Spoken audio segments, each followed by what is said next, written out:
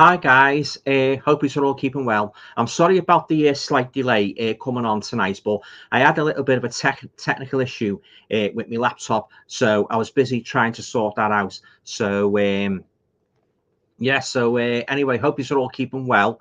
Hope you've all been watching some good movies lately. Just waiting for a couple more people to come into the room. Yeah, yeah. So yes, I say I'm sorry about that. Like, but as I say, it was just a technical issue. With me laptop. Just making sure I've got all the what's the names up.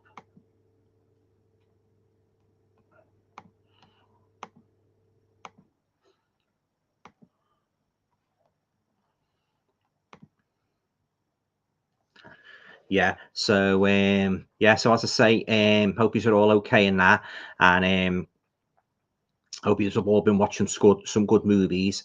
And so I'm just still waiting for some people to come into the room. Oh, hi, Carl. You okay, mate? Yeah, yeah. I'm sorry about that, Carl. I had a bit of a technical issue with my laptop. Yeah. Hi, Alan. Good to see you, Alan. Yeah, yeah. Good to see you as well, Carl. Thanks for dropping by. Hope you've had a nice day with the family. Oh, they're coming in now. The comments. Snow Ape 72. Gerard. Hello, Alan. How are you? I'm not too bad, thanks. Here's all fine. Oh, that's good to know. Yeah. Thanks for dropping by. Oh, Stacey's in. Hi, Stacey. Okay. Yeah, I'm fine, thanks. I hope you are. Yeah, thanks for dropping by. Yorkshire Media Viewer. Hey, Alan. Hi, are you okay? Just waiting for a couple more people to come in. Guys. Oh, by the way, got a little bit of news to tell you. I've recently subscribed to Shudder. On Amazon and that. So I'm starting to watch a couple of those movies and that. I've took advantage of the 99 pence membership, the initial month, and then if I want to stay with it, I'll pay the $4.99. Yeah, got a good range of movies. Shudder. Yeah. Gina's here. Hi, Alan. You okay? You okay, Gina? Thanks for dropping by.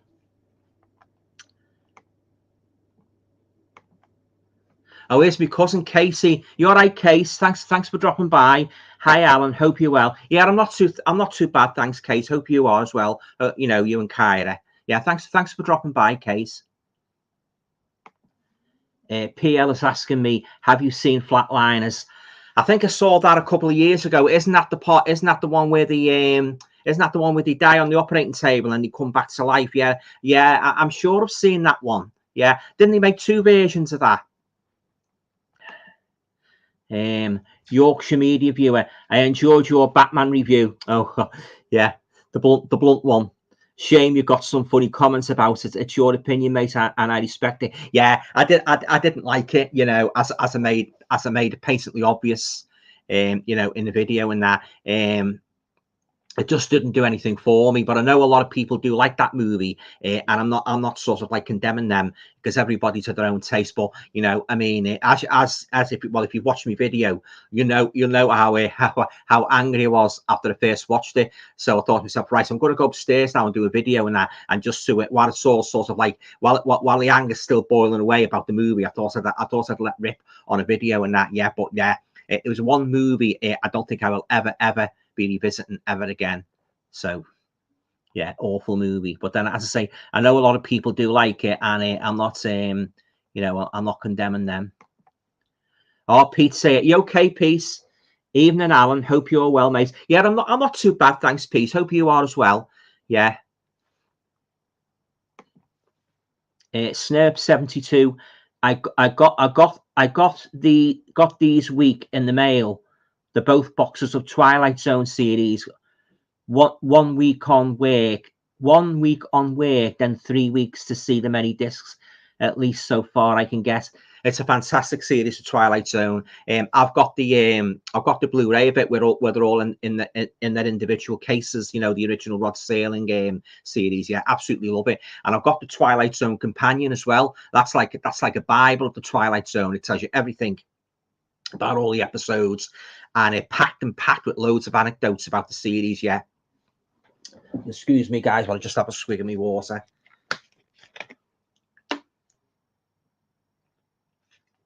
But yeah, I love the Twilight Zone. Yeah, wasn't too keen on the when they remade it in the I think it was the 1980s. I wasn't too keen on that, but I love the original Rod Serling one. Some fantastic stories in that. PL, have you seen Stranger Things 4? No, I haven't. Is it any good?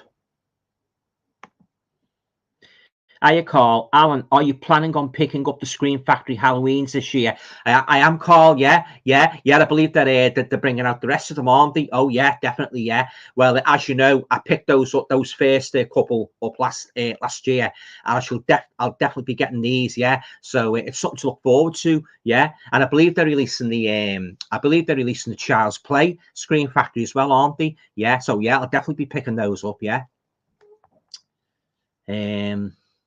Scroll down, guys. Nice.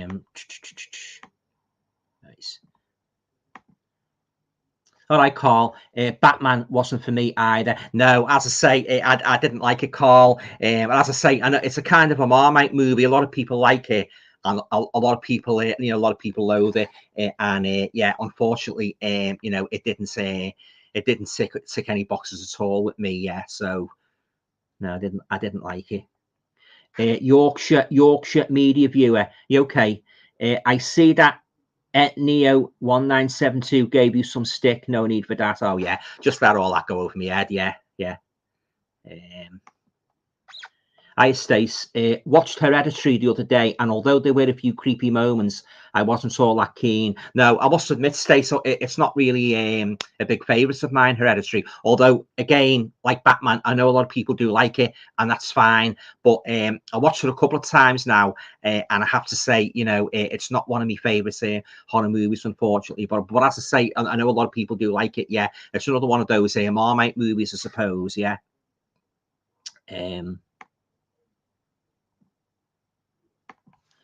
Oh, Jordan's here. You're right, Jordan.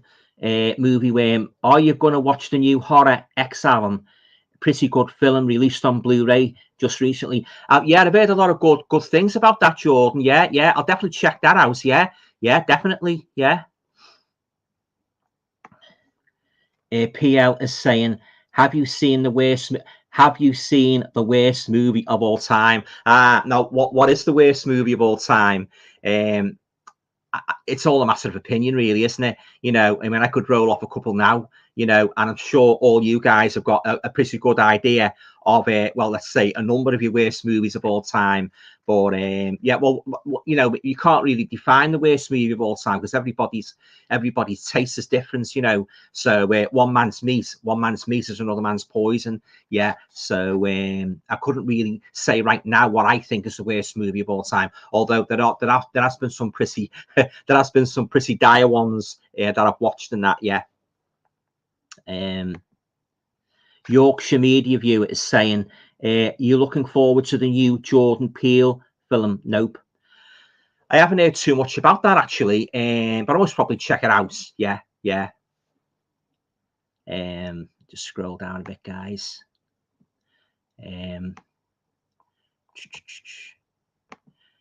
PL is saying, did you see The Last Days on Mars? No, I didn't. Is it any good?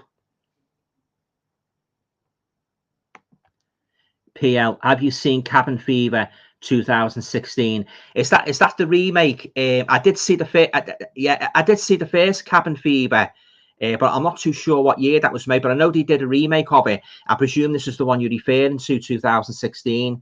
In which case, no, I haven't.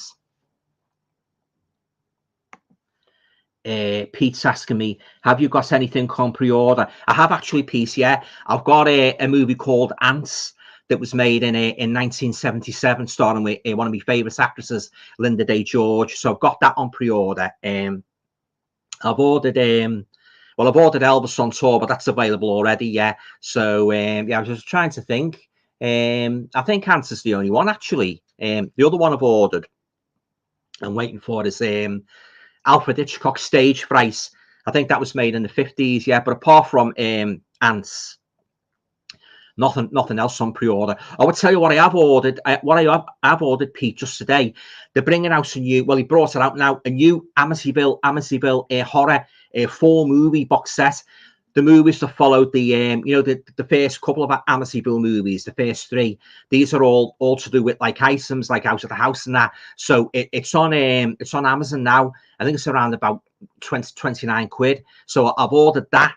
I've ordered that just today, so I'll get that tomorrow. So I'm looking forward to watching that. Yeah, I don't mind the Amityville movies, although I didn't think the first one in 1979, the starred Margot Kidder and the guy out of Hotel, James Brolin. I thought that was pretty boring. I preferred the remake. You know, I think the remake was made in 2006. Yeah, but I'm looking forward to that. I tell you, yeah.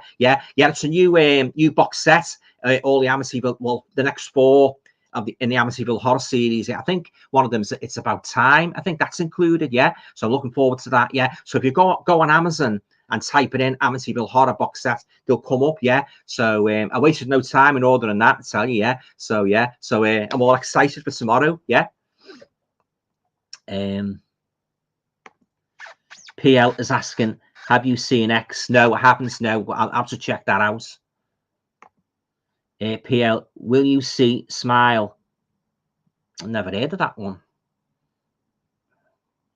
Where are we? Sorry about this, guys. I'm just getting back up to the comments. Hiya, Kate, my cousin Kate here again. Have you decided to watch The Exorcist yet? It still gives me the shivers. I haven't watched the case on DVD. Although I've seen it a couple of years ago. It was on Channel 4. I didn't see it all, you know, so I haven't really watched it. I haven't really watched it right through. But yeah, it's supposed to be the scariest movie of all time, isn't it? Yeah. So yeah, it's not a very pleasant movie to watch. I mean, I remember all the horror stories when it came out in December 1973. It came out in America, and then in the early part of 1974 it came out you know, in Britain. And I always remember my mum was working at the time, and I always remember her coming in and say, "Oh, hey, Alan," she said, "I've just heard about this movie." She said, it shocked America. Everybody's you know, fainting in that in a cinema, and that they're terrified in that, or you know, terrified in that to go home and that walk along the streets and that, and it's caused a sensation. Well, I didn't really think much of it because I've seen a lot of horror movies and that, you know. But when I read a bit more about it and seen some of the images of Linda Blair and that, I thought, oh God, yeah. Yeah, and of course, I mean, I can imagine like at that time in the early 70s, like, you know, would it being religious themed, it would cause a big sensation, you know, dealing with like the devil and God and that, you know. So oh yeah, I always remember in our school playground, they used to go on about it as well and that, you know. You seen that new movie yet about the girl getting possessed by the devil and that? Yeah. And oh yeah, I heard all sorts of horror stories about it. And one particular one, I don't really want to go into it too much because I don't want to upset anybody. There was one particular lady. I read this one. Don't want to give any names away. That there was one particular lady or something. Oh God, yeah. She watched it or something, and it affected her emotionally, psychologically. She had to have treatments, you know, psychiatric treatment, because it upset her. She must have been very, very highly strung, and it must have played on her mind and that, you know. Yeah, but oh yeah, it's not the sort of movie you can watch on your own at 3 o'clock in the morning. Yeah, but I believe like I think it's a date, unless another movie surpassed it. It's the horror movie that's grossed the most money in terms of horror and that, but it may have been surpassed. I don't know. I haven't really looked at the the sort of like the gross budget, you know, to say, you know, how much a movie's earned and that. But oh yeah, very, very disturbing movie. And it got the way they made Max von Sydow look to be an old priest, you know, really the makeup and that, you know. I mean, I've seen like photos of him and that, you know, or with the priest gear on and that, you know, and it's good the way they made him look old and that, yeah. Something like the way they done with what's the name and you know, Clive Dunn and Dad's Army. They made him look really old and that, you know. I don't know if you ever watched Dad's Army. What was his name now? I forget his name. But yeah, they did a good job, like with the makeup and that, you know. Yeah, surprising what they can do with, you know, the makeup now. Edward Kopok, what's your thoughts on Screen 6 being filmed in New York? Screen 6. Never heard of it. PL, have you seen Crimes of the Future? No, I haven't. No. Simon, film fan. Most movies made in the last 10 years qualify for worst movie of all time. Well, if you've been watching my videos, you will see I've said a couple of what's the name, certain movies and that, you know, they really sort of like haven't impressed me at all, to be honest, on that. And there's a good few candidates there what I could sort of like name and say the worst movie of all time. Yeah. Scroll down, guys. Stacey Stevens, how often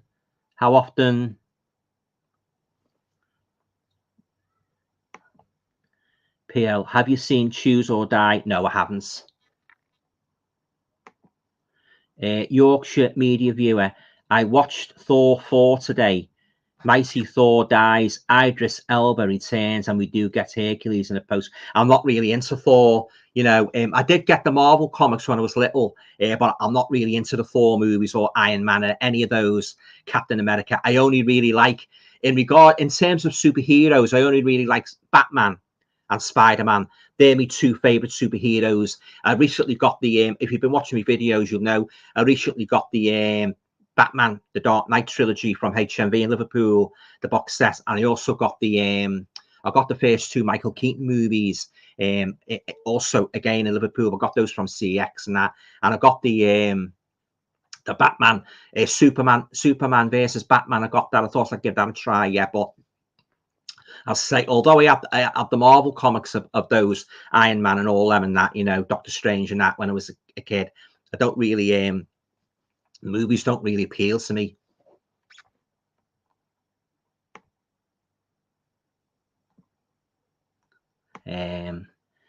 Snow of 72 is saying, for me, is eBay a good way to get old series on discs? Only the price to getting it from USA to Netherlands is a crime with the tax and all. You can get some pretty good series on eBay, you know, rare series and that from the 60s and that, the 70s and that, and some of the 50s. Yeah. I know they've got like old shows like the Dick Van Dyke Show you can get on Blu-ray now, actually, and I Love Lucy. Yeah. I Love Lucy. It's a massive box set like that. You know, I've only seen the odd episode on YouTube and that, but yeah, it's a whopper of a set, that I Love Lucy. Yeah, as I say, you can get some real good bargains on eBay if you search around. And I tell you what, I'm looking forward to in terms of series, you know, horror series, The Night Gallery season 2. Yeah, because I've got the first one, Rod Serling hosted from the Twilight Zone, and then they're bringing it out on Blu-ray. Is season 2. I think it's around about mid-July, so we'll be ordering that. Yeah. Stace, how many films do you watch a week? Well, considering the telly's not much crop at the moment, quite a few actually. Yeah. But as I said before, I've recently joined Shudder, so I've started watching a few Shudder movies. You know, yeah, it just depends really. I went to Asda today. Actually, I got a new horror DVD called The Retreat for $5. So I'll be watching that at the weekend. And then I've got a couple of other movies I picked up in Birkenhead today. Actually, a new shop opened in Birkenhead. One's a foreign movie called A Cat. Looks pretty good in that. Yeah, and also I also picked up The Body Snatchers Returns, and now this is a rare one. You know, it's supposed to be like a sequel to the Donald Sutherland one, so pick that one up as well. Yeah, that was made in 1993. So I hope to do a review of all those once I've watched them. Yeah, but always watching movies and that, you know. Loads, Stace. Yeah. Right, scroll down a bit, guys. Kermit's Ghost Alan say, yeah, you're right, Al. Hi, Alan. I imagine you're hating this fine sunny weather. I bet you're looking forward to winter coming. Well, I don't mind the sun, but I don't like it too hot. You know, when you're lying in bed of a night and the sweat's pouring off you. You know, because the heat makes me ill. You know, you know, it makes me sick and that, you know, and very, very uncomfortable. I've always been an autumn winter person anyway. I'm not a big fan of the hot weather. And I tell you what does irritate me. I'm gonna just have a swig.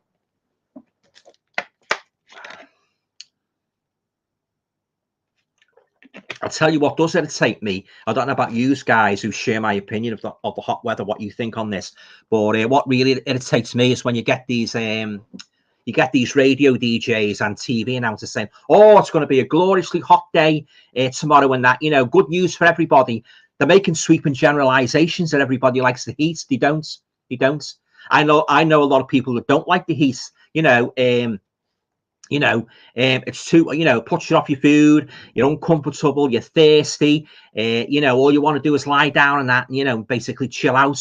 Literally keep going to the fridge and get the cold drink or a lolly ice. Yeah, I've never been a fan of summer. Although I don't mind it.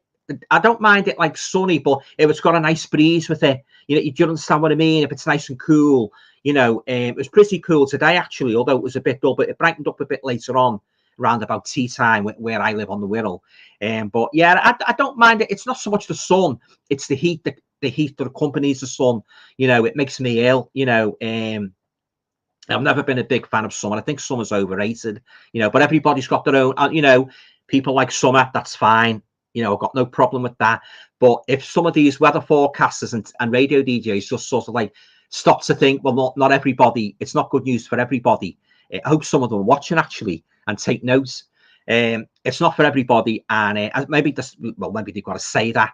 Maybe the bosses say, "Oh, you must say it's good news and that when the weather's going to be nice and hot." I believe we're going to have a heat wave at the weekend. I'm not looking forward to that. Telling you now, but I'm an autumn winter person. I've always been, and if I had the choice between summer, winter, and Christmas, I'd always pick winter and Christmas and that, and autumn and that, autumn I particularly love, like, because you've got the right balance. It's nice and cool and that, and all the colours and that, and the leaves and that, I love autumn, that some lovely scenery and that, but yeah, I'm not well, I've made it obvious, I'm not a big fan of heat waves. PL, have you seen Pontypool? Is that the one about the radio station where the zombies isn't set in Wales and all the zombies are attacking the radio station? I saw that a couple of years ago. Yeah, it was all right. I wouldn't rave over it. Hang on a minute, guys. Just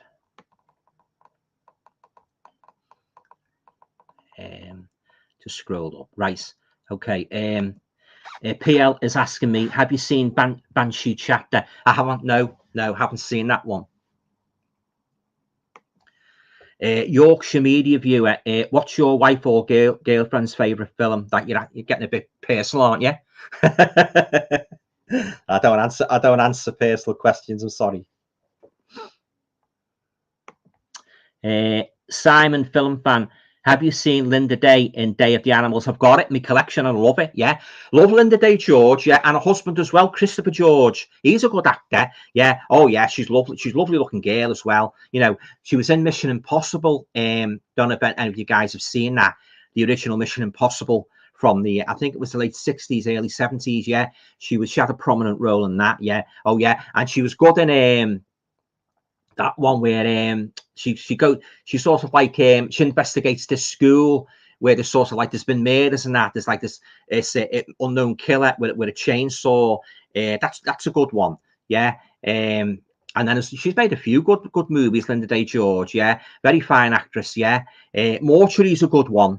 If you haven't seen that, you get a chance to see that one, Mortuary. Yeah, very much a cult base and that, Yeah, but I love Linda Day George. Yeah, and I love Day of the Animals. Yeah, I love to see it. Leslie Nielsen fights the bear, barehanded and that. Yeah, yeah, very iconic scene. Yeah.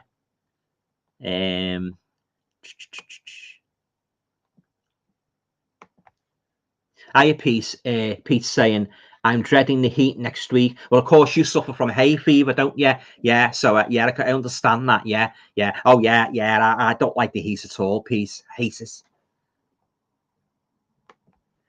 PL is asking me, have you seen The Monkey's Paw 2013? Now, I should say, The Monkey's Paw is one of my all-time favourite horror stories, written, I believe, by W.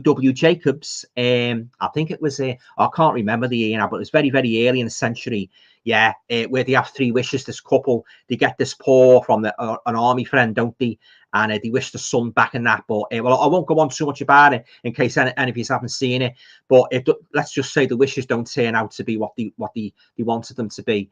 But I have seen The Monkey's Paw, the one 2013, and I wasn't too keen on it. But I did like the you know, the Tales from the Crypt 1972, when they had a segment in that where this guy, he's in a lot of debt in that, and it's kind of a monkey's paw story.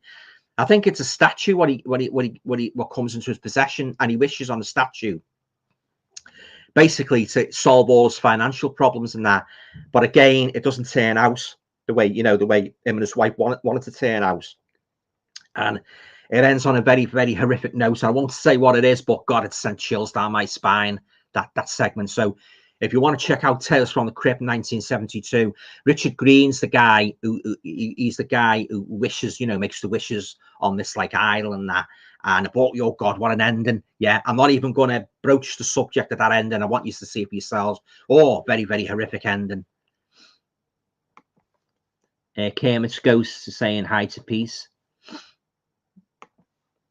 Playtendo guy, hey Alan, yeah. Nice to see you both along, Peace and Al.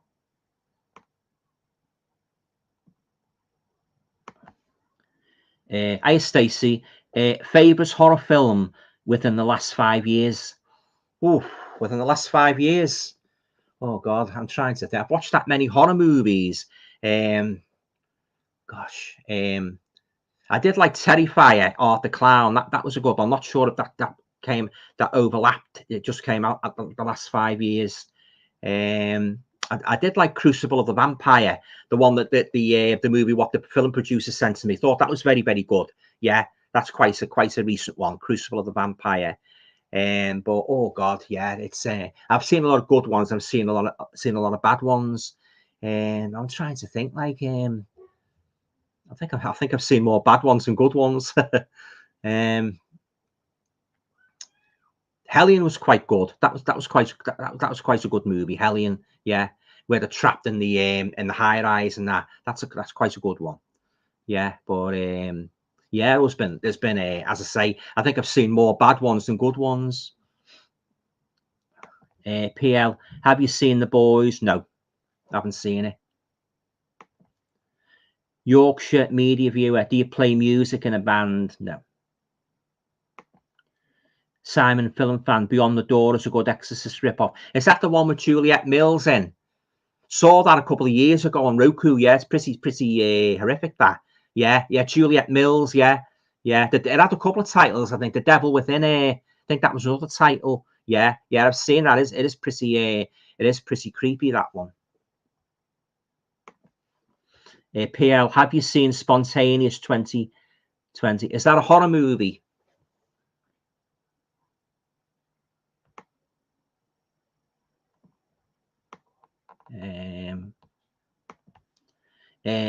Andy Howard. All right, Andy. Do you like comedy horror or just pure horror? I like both, Andy. Yeah. I've said this before about me two all-time favorites horror comedies are Abbott and Costello Meet Frankenstein and American Werewolf in London. They're me two. I think they got the balance right between the humor and the horror.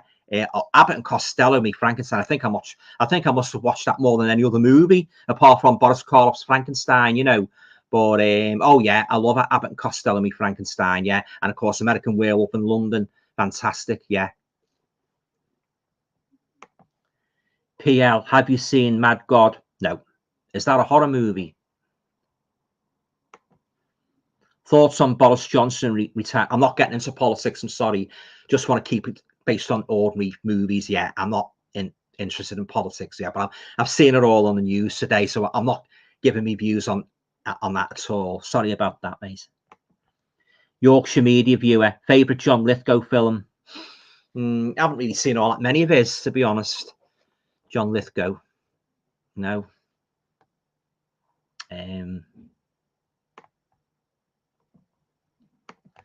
PL, have you seen Hell Baby? No. PL, have you seen Get Out and Us? Yeah, I wasn't too keen on them. PL, have you seen Firestarter 2022? No, I've heard a lot of bad things about that, PL. So I don't think I'll be watching that. Wasn't too keen on the original, to be honest. It's not one of my favorites. Not one of my favorite Stephen King stories. Firestarter, only about a little girl like Charlie McGee setting things on fire and that. Yeah, it wasn't really my cup of tea. So I don't think I'll be checking that one out.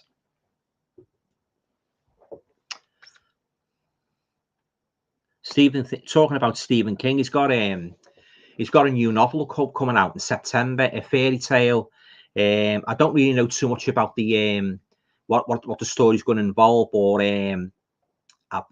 somebody said it's going to be quite a hefty tome, you know, quite a bulky read, and that, like The Stand. So I must probably check that out. Yeah, I'm reading Billy Summers at the moment by Stephen King. It's quite good. Yeah. PL is asking me, have you seen An American Crime? No, I haven't seen that. Is that based on a true story, is it? Have you seen Spiderhead? No. I've seen Spider-Man. Yorkshire Media Viewer also hated in Thor 4. They made Thor a bit silly. But I did like the bit when Natalie Portman kills off Gore. Yeah, I don't really know anything about the Thor movie, so I can't really comment. But Gore Dorser teams up with the Thor to the Hercules for Thor. But yeah, I couldn't give any views on that at all because I haven't watched any of the Thor movies.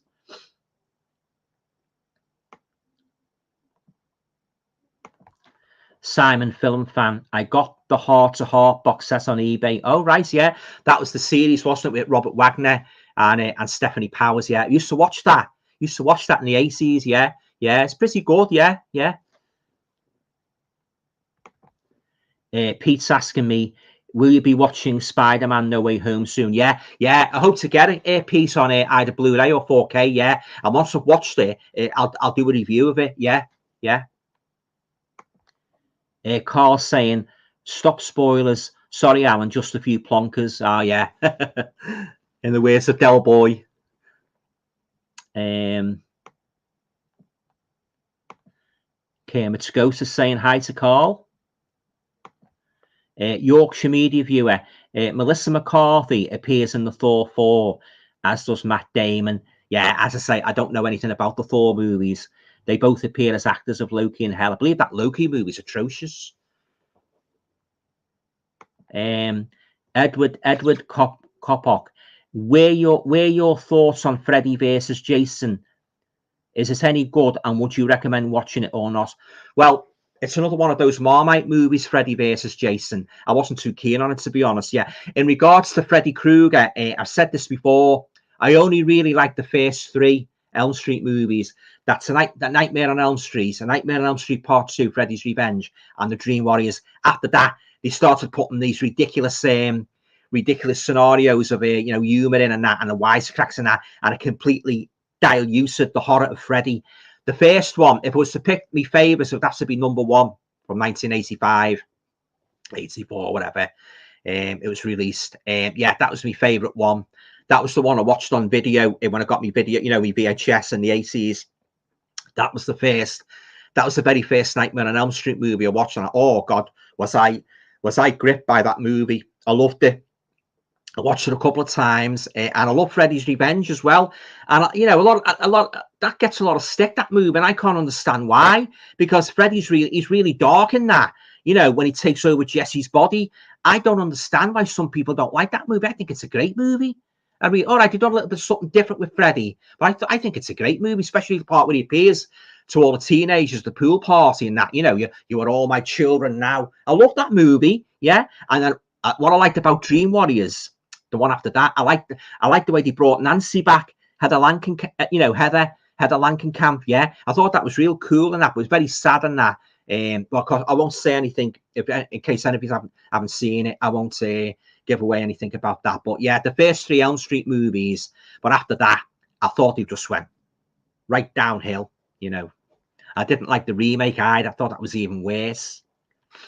Oh, and as well, the Freddy's Nightmares. I used to watch that in 1989. He showed it on late night. I didn't like that either. I thought the stories were pretty poor.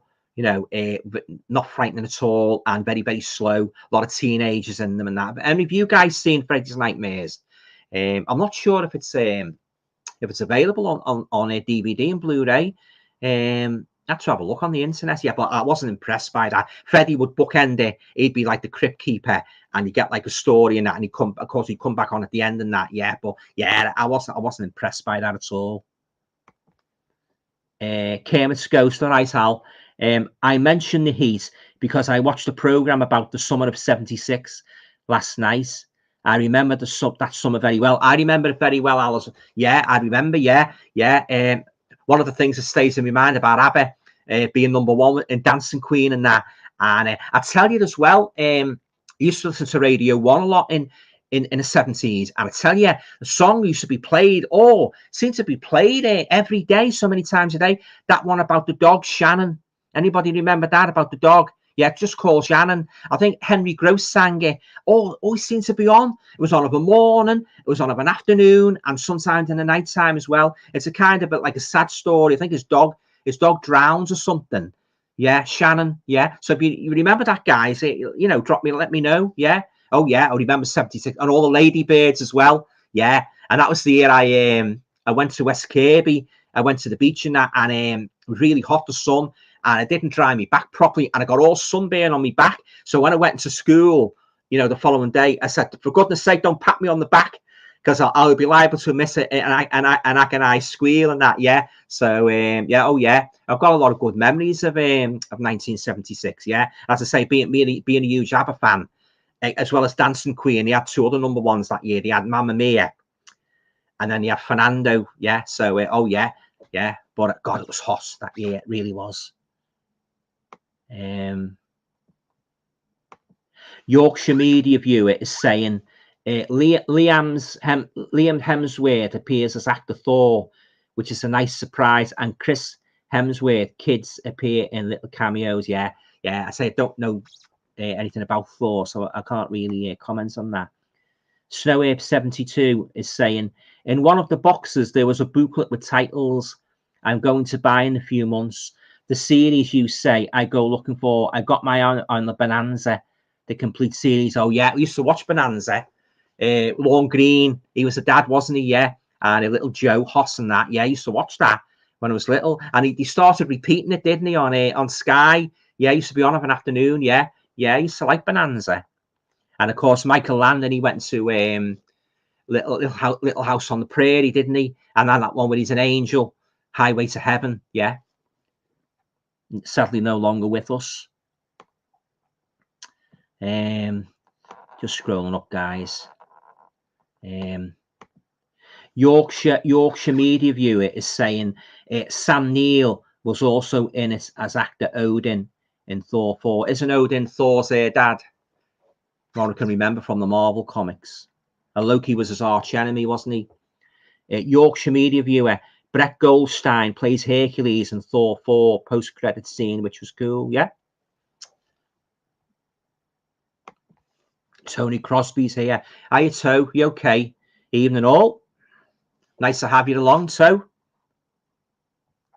Yeah, Kermit Scouser's greeting Tony as well. Tony's reciprocating.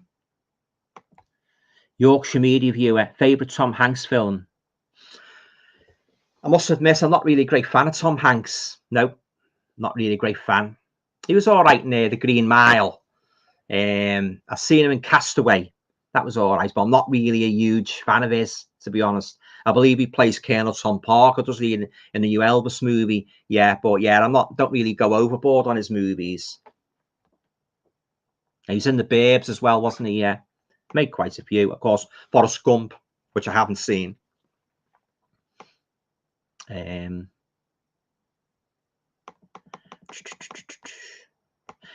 Chestnut 7 says, good evening, Alan and everyone. Nice to have you along. Starscream, ever seen The Haunted House of Horror? Yeah, that's the one with Richard O'Sullivan in. Great movie. Yeah, I've got it on Blu-ray in my collection. Fantastic movie. Yeah, great. I think it was made in around about 69, I think. Alan's saying hi to Chestnut 7.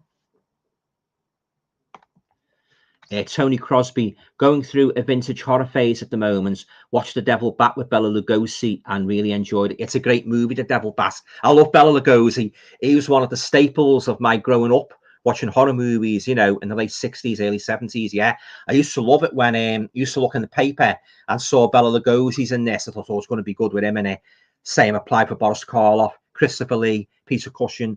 You can guarantee if their names were in a horror movie, you were in for a good time, a real good roller coaster ride. And as far as I'm concerned, none of those great horror actors have ever been bettered. You know, sadly, they're all gone now and that. But oh yeah, they made some fantastic movies. And I believe, talking about Boris Karloff, there's a new, I think it's Eureka. They're bringing out a new 3-movie box set. Round about the end of July, yeah. So 3 movies I haven't seen. So I think I'll be checking that one out. Yeah, I love Boris Karloff, one of my all-time favourite horror actors. Very nice man as well, by all accounts. Totally different to the kind of characters he played on the screen. Same with Peter Cushing. Simon Film fan. Are you a Jenny Agutter fan? She was good in American Werewolf. I love Jenny Agutter. Yeah, love her. Yeah, she's a fantastic. Sorry, guys, just adjusting the laptop. Yeah, I love Jenny Agutter. Yeah, she was great in that, wasn't she? Yeah. Yeah, very fine British actress. Yeah. Starscream is saying, have you ever had a paranormal experience? I've had loads, as have my family. Yeah, too numerous to mention, especially when my dad passed away. We had a lot of strange things happening in the house and that. Yeah, I don't really want to go on, you know, at the moment, like about that, like, but yeah, and my family lived in a haunted house years ago in Birkenhead. It was very, very haunted. Yeah, they used to hear in the dead of night. They used to hear chopping of wood upstairs, and that there was nobody there, and footsteps going along. Oh, it's a creepy house, I believe. Yeah, and I was only a baby because I wouldn't remember. But oh yeah, and my mum used to work in a haunted cake shop. Yeah, she used to be serving. I won't go on too much about it, guys, because, you know, it's a bit morbid. But she used to be serving, and next minute, one of the trays would be lifted up and thrown across the shop. You know, and the serviettes would be lifted up, and he'd be dancing in the windows and that. I believe the shop was built on. I'm not sure if it was built on an old church or something like that. But oh, very, very haunted shop. Yeah.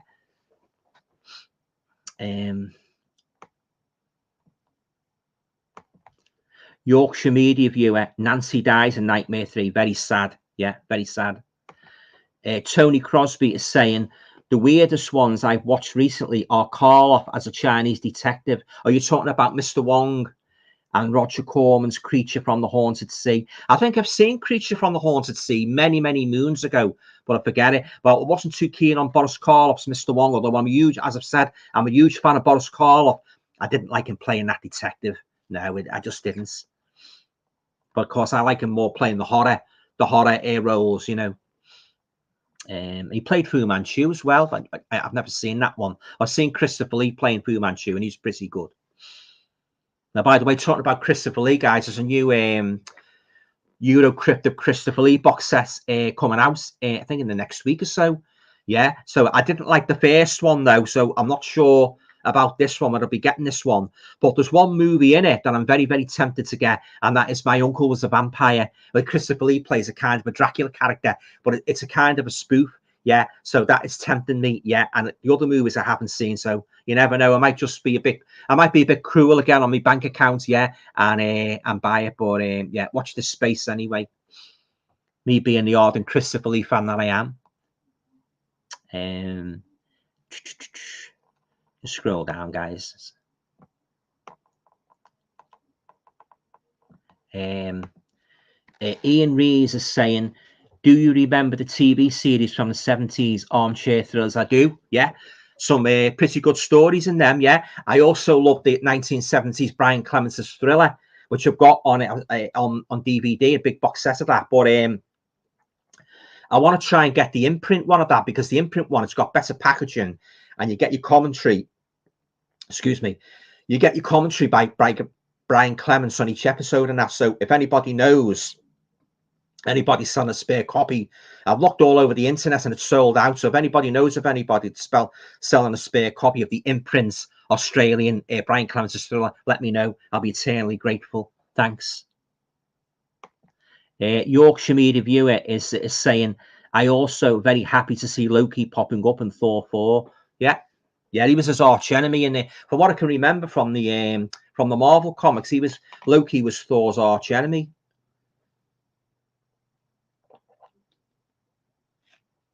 But yeah, I say I haven't seen any of the Thor movies, so I can't really comment on them. Well, I can remember from the Marvel comics, didn't he? Wasn't his name Blake, his alter ego? Didn't he tap the cane and he turned into Thor? Does he do that in the Thor movies? Tap a cane and he becomes Thor.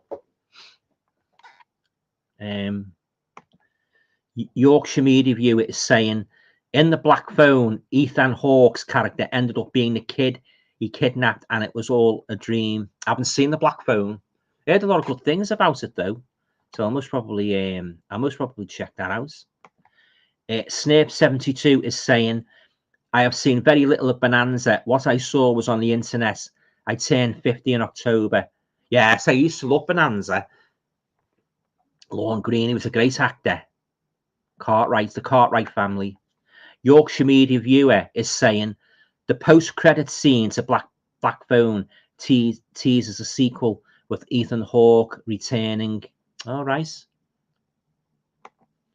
Yorkshire Media Viewer, Jurassic World Dominion main villains is wasps instead of dinosaurs. What a mess of a film. They made a couple of movies with killer wasps and killer bees, haven't they? Yeah, particularly bees. Yeah. I think Michael Caine was in one. The Deadly Bees, yeah, I'm sure he was in one called The Deadly Bees around about 1978. Then there's another one called The Bees, yeah, and then there's another one called Swarm, yeah. So he made quite a few of those movies. PL Yorkshire Media Viewer, stop spore, you sank. No. Yorkshire Media Viewer was very happy when Sam Neill's character dies. And Jeff Goldblum dies too. Very shocking. All right. Yorkshire Media Viewer, PL, don't have a go at me. No arguments, please, guys. I'll get me little hammer. Order in court. Order. Want none of that on this channel. This is a purely fun channel where the main topic is movies, especially horror movies. So we don't want any kind of silly distractions of that kind. Yorkshire Media Viewer, I haven't done anything wrong, so please don't say anything.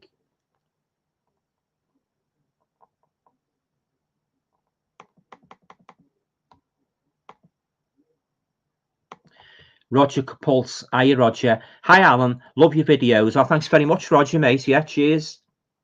My guts were all in tango after eating Amanda Murray's food. Can't comment. I've never eaten Amanda Murray's food. Never let her cook for you, or you'll be on the bog for days. All right. Don't know.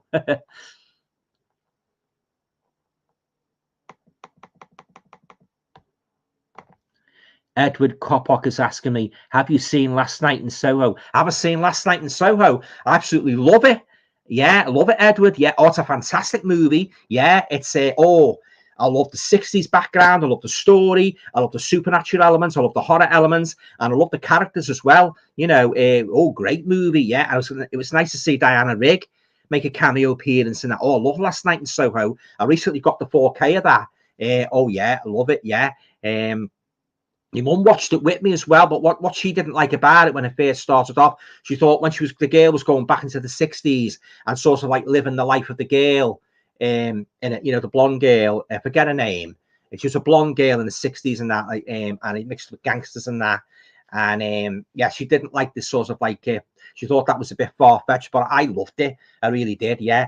Oh yeah, it's a movie that I'll definitely be revisiting. Yeah, and I can't wait to I can't wait to revisit it again on 4K. It's in the movies, and well, I've got a big pile of movies there. I've got some I've got to rewatch and some I've got to watch. So when I get round to rewatching it, I'm sure I'll be in for a treat. You know, with it being in 4K. So yeah, I love Last Night in Soho. Great movie, very original as well, very well done, and I love the colour. I loved everything about it. Yeah, great movie. Tony Crosby is saying, really disappointed that Force's TV channel has gone from TV. Oh, right. They showed great shows from the 70s, e.g. UFO and comedy shows. While we're on the subject, Tony, of TV channels taking TV shows, I wasn't too keen. I wasn't too happy about what they've done with the horror channel. They've renamed it Legend, and what the hell are they renaming it Legend for? I mean, what do you think of when you see that? It could mean anything. It could mean old movies. It could mean factual movies. It could mean anything, couldn't it? Legend. Why they saw fit to do that, I don't know. They should have kept it with the horror channel, because that as far as I'm concerned, the horror channel should mean the horror channel. Why mess it up? Why fix it if it ain't broke? You know, I have heard though since that the horror channel is coming back, and it's horror extra or something. It's coming back in some form, but it can only be viewed after, I think it's after 6 p.m. But I don't agree with that, what they've done with the horror channel changing the name. I don't like change at the best of times, but I only like change if it's good. And more often than not, change usually turns out for the worst. And I think they should have kept it as the horror channel. Yeah, shame on you for doing that.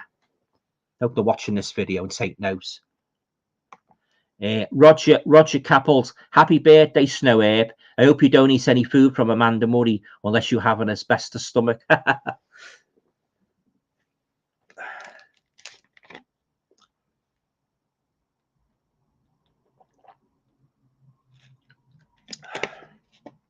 So, have any of you guys been watching any good horror movies lately? Ones that's really stood out, what you really liked in that, and you're going to rewatch again. Let me know. I'd love to hear. Love to hear more about the horror movies and that. The superheroes are fine.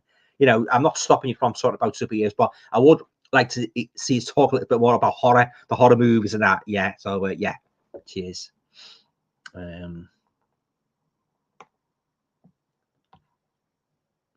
Yorkshire Media Viewer is saying, in Spider-Man No Way Home, Tobey Maguire and Andrew Garfield return. Oh, don't tell me. I don't want to know. Roger Capolt, Alan, I know you write short horror stories, but have you ever thought about making or wanting to make a short horror movie? I think about it all the time, Roger. Yeah, I'd love to do a little script in that and send it off to a producer in that, or even a full-length movie. Yeah. I actually thought about doing one of my own and that, but it's sort of like getting the right idea, and so like I'm obviously going to be the only one that's going to be in the movie, and maybe incorporate some Hollywood special effects from the packages what you can get in that. But oh yeah, I think about it all the time. I'd love to see one of my stories and either on the telly or YouTube or on the big screen. Yeah, it's my dream that. So, but I can't. If you've seen me books and that on Amazon, you know I've written a couple of anthology stories. I think some of my best stories are in those anthologies. So if a producer spotted them or asked me for the option, I'd be more than willing in that. Yeah, it'd be nice to see me stories and that get filmed and that. Yeah, yeah, great. Starscream, have you ever seen a made for TV movie called The Haunted? It's from the early 90s. The Haunted TV movie from the early 90s. Trying to think. TV. I have seen a movie called Haunted by James Herbert, but that was a feature-length movie. The Haunted from the early 90s. I don't think I have actually. No, there's been loads of them though, hasn't there? I'm a big fan of The Haunting. Yeah, Hill House and Hell House. The Hell House one was written by Richard Matheson, and the other one that was written by the author Shirley Jackson. Yeah, The Haunting and that. But I didn't like the remake, what Catherine Zeta-Jones was in. I thought the special effects ruined that. But oh yeah, I loved Legend of Hell House 1973 and the original The Haunting, that starred Richard Johnson. I'm a huge fan of that movie. Snow of 72, Roger, thank you. Tony Crosby, watched Dementia 13 last night. Good. Watching Vincent Price and Shock tonight. Oh, I love Dementia 13. That's a fantastic movie. Yeah, it's a great movie. That's so. Yeah, I watched that many times. I love it. I like Shock as well. Vincent Price. I haven't seen that for a while, but I think isn't that the one where he's a psychiatrist and he tries to try to sort of like get the girl framed for murder or something? If it's the one I'm thinking of, yeah. Slay through our reviews. Hello, Alan. Are you okay, mate? Yeah, hope you've had a nice day. Thanks for dropping by for a chat. Great to see you. Peter Cushion's here. Not the Peter Cushion, but in Peter Cushion, what you sit on. All right, Pete, mate. Did Haunted have Jeremy Brett in? I think Jeremy Brett. Trying to think.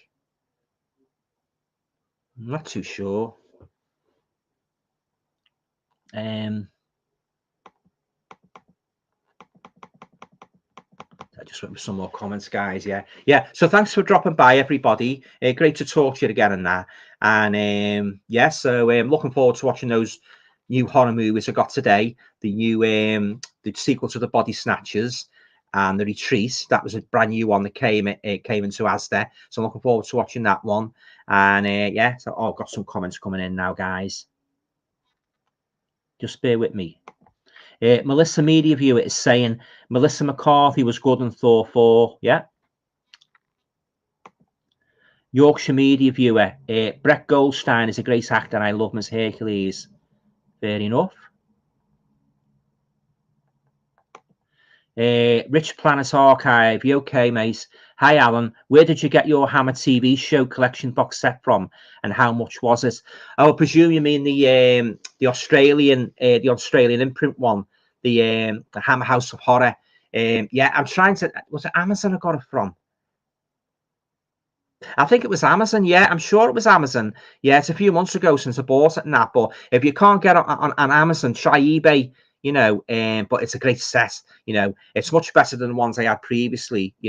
So yeah, I would advise you to pick that up if you can. It's great, and it's great commentary as well on that. All the big names and horror commentary and that, like Sir Jonathan Rigby and that, give a great commentary on the series and that. Yeah, oh yeah, it's definitely worth having in your collection. And we're going to be putting my last, very last video of that on very soon, which will be a countdown of all the 13 episodes from 13, the one I least like to the number one, what I like the most. So stay tuned for that. Yorkshire Media Viewer is saying Spider-Man No Way Home is incredible. Yeah, I've got to check that one out. Yeah, definitely. Love Spider-Man. Yeah.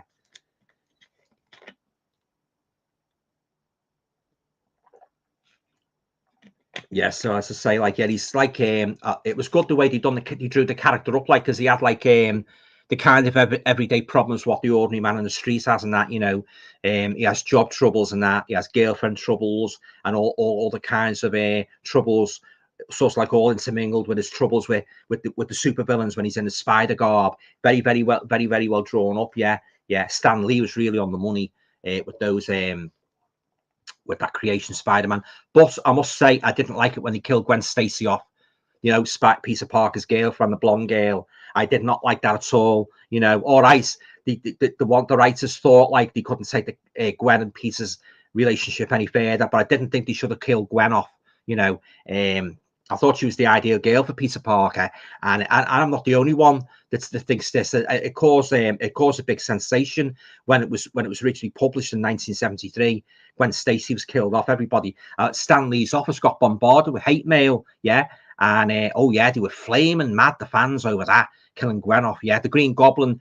If you know the story, familiar with the story, Green Goblin knocks her off the bridge and that, and as a Spider-Man tries to save her, his weapon, they say her neck snapped and that, so they reckon in a roundabout way Spider-Man was responsible, for her death and that. But yeah, I thought it was a very bad mistake, even though it did cause a big sort of uproar in the comic world and that, and it made a lot of money. It made Marvel even more sort of prominent name, the shocking storyline. I still don't think they should have killed Gwen. That's just my opinion anyway. I know that some people like Gwen and some people like Mary Jane. I'm a huge Gwen fan. So there you go. Any other Gwen Stacy fans on here? Must like blondes though. Ian Rees is saying, can you recommend some good horror anthologies? Oh, yeah. Tales from the Crypt, 1972. Vault of Horror, 1973. There's a good one. Oh, God, it's a very, very rare one. Very hard to get now. It's called Grave Tales, and it's like an Amicus anthology. And it stars, do you remember George and Mildred, Brian Murphy? He plays a grave digger, and this girl comes into the cemetery, and he has stories in that about each grave and that, and he tells the stories about each character and that. It's very, very good, yeah. Dr. Terrace House of Horrors, that's another good one with Peter Cushing, where he's playing cards on the train. The Tales of Terror, the one with Karen Black with the Zulu warrior, that's a good one. The Dead of Night, 1945, which a lot of people think that's the first horror anthology, but there was another one before that. I think it was a silent one. There's another good one, a Christmas one with Jeffrey Combs, where he's in charge of a shop, and this girl goes in, wants to buy a Christmas present, but I think it's her sister. He takes her around the shop, shows her all these sorts of like things in the shop, items and that, and one of them's like a Santa Claus suit with blood on it and things like that, and he tells a story. Tells a story about each item and that, and of course it plays out now, but it's got a twist at the end and that. But Amicus are the best for horror anthology movies, yeah. So I'd check some of the Amicus ones out, especially The House of Drip Blood. That's a good one. With Christopher Lee and Peter Cushing, yeah. Each person takes on this house and something happens to them. That's a good one. That The House of Drip Blood, 1971. One of my favourites. That one is. Yorkshire Media View is saying the caller is actually Bruce, the ghost of one of the grabber's previous victims. He lets Finney know of the existence of a loose tile in the basement and of the dirt below in the black bone. Yeah.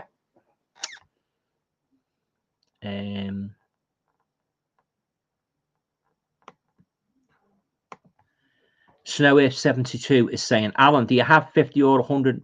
Do you have 50 or 100 movie packs from Mill Creek? There are a few horror boxes from bad quality to good. One title I find good is The Bowery at Midnight, 1942 with Bela Lugosi. That is bad, but I like this. I did actually have a Mill Creek box set a couple of years ago. It was 200 horror movies, but I let it go because about 95% of the movies, that the picture quality was very, very poor.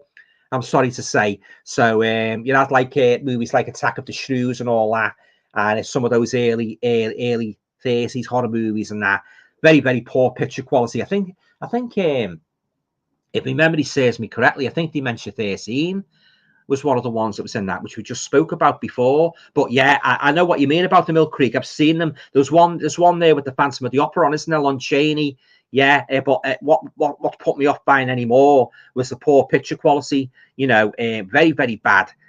So I had to let it go. Yeah, some of them were virtual and watchable. But having said that, I take my hat off to Mill Creek because they are a good company. But some of those ones with multiple movies on, I think they should make a little bit of an effort to try and clean them up. I know, like you're getting value for money, but at the same time, if you're willing to sacrifice picture quality, and for cost, basically, how much it's going to cost you, I think you would be better off if you put picture quality over anything else. You're better off sticking out for the individual releases. Yeah, that's just my opinion anyway. Peter Cushing, you're right, Peter. Some of the episodes of Hammer House of Horror are better than the Hammer feature films. Yeah. What made them different as well? The Hammer House of Horror episodes, they were set in the modern setting, whereas Hammer predominantly they were set in the Victorian times, weren't they? In the Gothic and that. So yeah, that's what differentiates the series of the Hammer House of Horror. The episodes and that differentiates them from the actual Hammer films, because they were predominantly, as I say, they were set in the Gothic times, Dracula, Frankenstein, Plague of the Zombies, yeah. But yeah, good points, yeah, especially that one, Two Faces of Evil, where her husband and that gets attacked, and he's driving along, the singing, coming around the mountain, and this sinister figure in the yellow rain macking attacks him and that. And that's a very good one. That's my favourite one. Yeah, it's a great series, that, yeah. And I just wish they'd done more of them.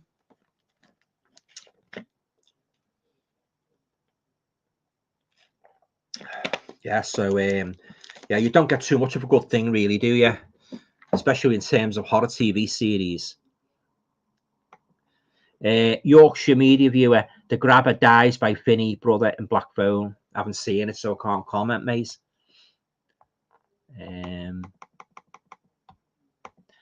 Slate Theory Reviews, this Yorkshire guy is spoiling Thor, Love and Thunder and the Black Phone. Shut up, Slayer. I'm sorry, I'm going to cry. Stop bullying me, Slayer. What's the filthiest Hammer production you've seen? I mean, filthiest as in like women naked and milk spouts out. Don't know what you mean, mate.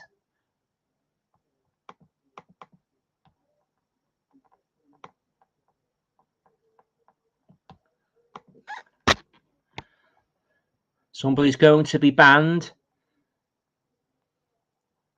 I've said before about this crap, having this crap on here.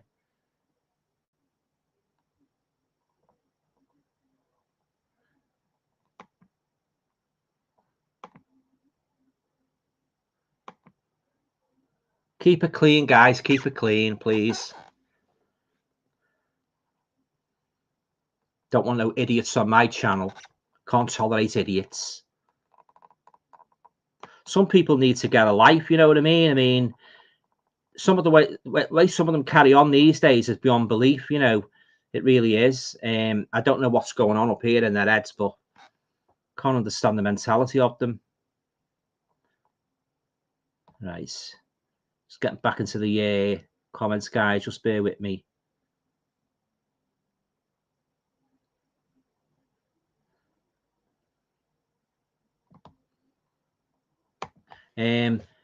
Tasha UK is saying, hi, Alan. Do you have any movies that you will never open and just keep in their packaging as a collect? I know every movie I get, I open and watch, you know, even the ones, the most beloved ones and that. I'm not one for keeping preserving movies and never watching them. I don't believe in that.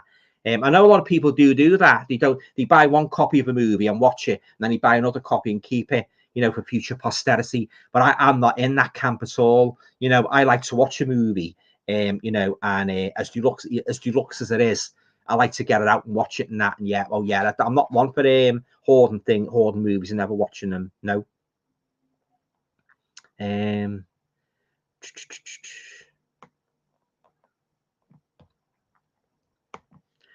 Peter Cushion is saying too many films on one disc equals bad quality. Yeah. I presume you're referring to the excuse me. You're referring to the Mill Creek multiple movie packs. Yeah. This is the thing, isn't it? You know, you pay your money, you take your choice, you know, and as I say, those ones with multiple movies on, about 100 and 200 movies, the picture quality leaves a lot to be desired, I have to say. He's been banned, yeah. Always ban clowns from my channel. Snowwave 72. I know that the quality is bad, but a lot of movies I find good enough to watch. I have no 6 boxes in different genres. I must say I'm a fan of those boxes. Yeah, it's nice when you get a good box set and all the movies are good and that. You know, there's nothing that annoys me more than buying a box set. Take the chance on buying a box set of, say, a pack of 6 movies what I've never seen and that, only to find that maybe 4 or 5 of them are rubbish. And there's just one or two good ones. I get rid of them right away. I like all the movies to be good. You know, it's happened to me a few times that I bought these DVDs where there's been about 10 horror movies on, and most of them have been rubbish. You know, so I've ended up flogging them on eBay. But it's very, very easily to be taken in by these multiple movie packs and that. Yeah, but yeah, been very, very disappointed with some of them.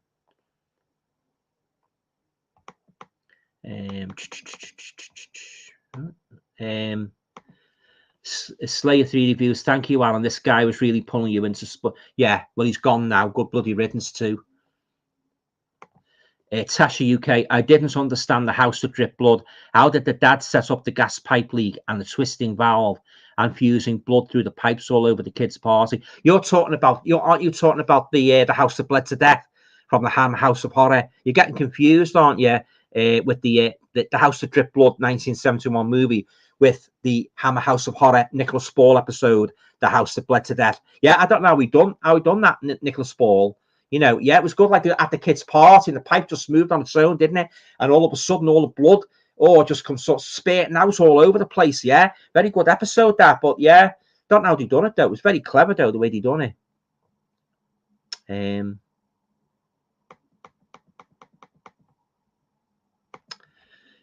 Brian Gilson's here. You okay, Brian, mate? Hi, Alan. Hope you are well. It's great to see you back with a live stream. Oh, thanks very much, Brian. Yeah, it's good to be back. Yeah, thanks. Simon Film Fan. Alison's Birthday is decent. It's an Australian folk horror from 1980. Alison's Birthday. I don't think I've seen that one. I love me folk horror. Yeah. Providing it's done well, like The Wicker Man, you know, because I've had a couple of movies folk horror, and he've been very, very poor. Yeah, but The Wicker Man is definitely my all-time favourites folk horror. I'm out to do a video soon of my top 10 all-time favourite folk horror movies, so stay tuned for that. Blood on Satan's Claw is a good one. That's a very good one. That stars Linda Hayden. Yeah, I just got the special edition of that a couple of weeks ago. Blood on Satan's Claw, yeah. So I highly recommend that, guys, if you haven't seen that one.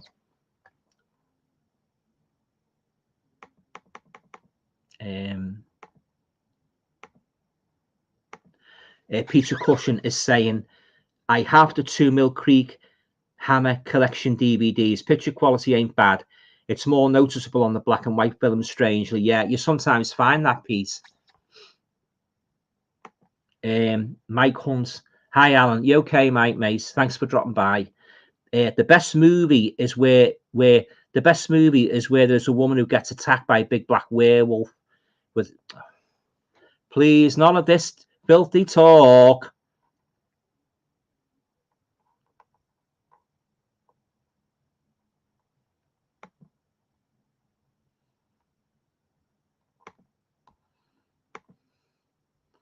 Another one bites the dust.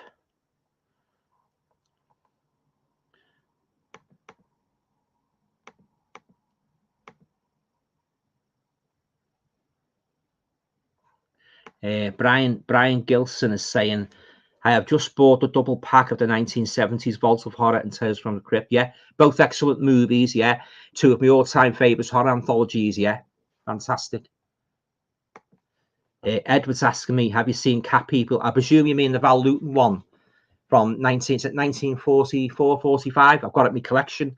I love it. Yeah, I didn't like the remake. I saw that a couple of years ago. It was like Natasha Kinski. I wasn't too keen on that, and I wasn't too keen on the sequel to the original Cat People, because it was an entirely different kind of story. But I love the original Cat. I love the original Cat People, Edward. Yeah, it's a great movie. Pete's asking me, what are some of your favourite action films, Alan? Well, I love the Death Wish movies. Yeah, I like the James Bond, Roger Moore movies. You know, I love them. I love some of the war movies. I was seeing your video, by the way, Pete, of Waterloo. You got the box set of Waterloo, didn't you? Yeah. Rod Steiger plays Napoleon. Yeah, I like a good war movie. Yeah. As I say, James Bond. Roger Moore or Sean Connery. I like the Indiana Jones as well. I haven't seen them. I've watched them for a while though. So I'll have to revisit them. Excuse me. Death Wish. Yeah, Sylvester Stallone. He's made a few good ones in that. But look, providing the story's good and the characters are good. Yeah. One action movies I'm hoping to get to add to my Arrow collection is The Wild Geese with Roger Moore, and I think is it Richard Harris. They're like mercenaries and that. It's been a few years since I watched that one, so I'm hoping to add that to my collection. The Wild Geese, yeah. So I like Roger Moore.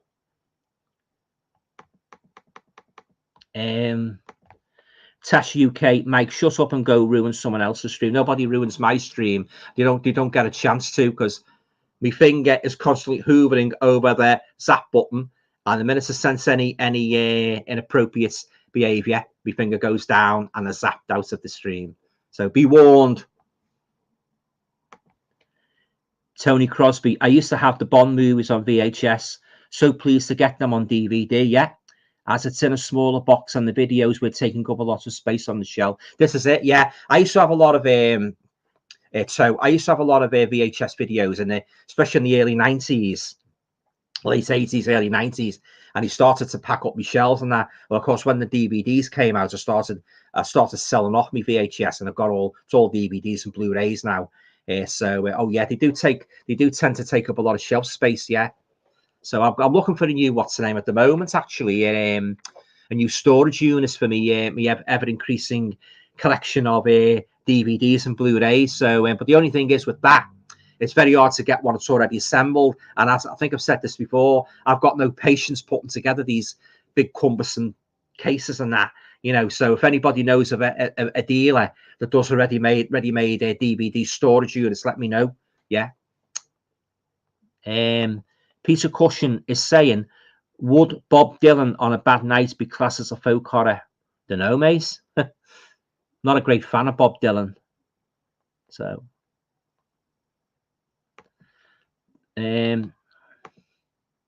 Bumpers movies, The Wicker Man, Blood on Satan's Claw, and Witchfinder General make a great trilogy of folk horror. Oh yeah, The Witchfinder General, starring the late great Vincent Price.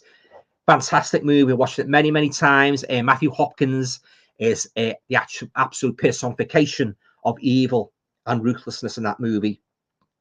He doesn't pull any punches at all about picking on a poor innocent villager at the slightest smell of them being a witchcraft.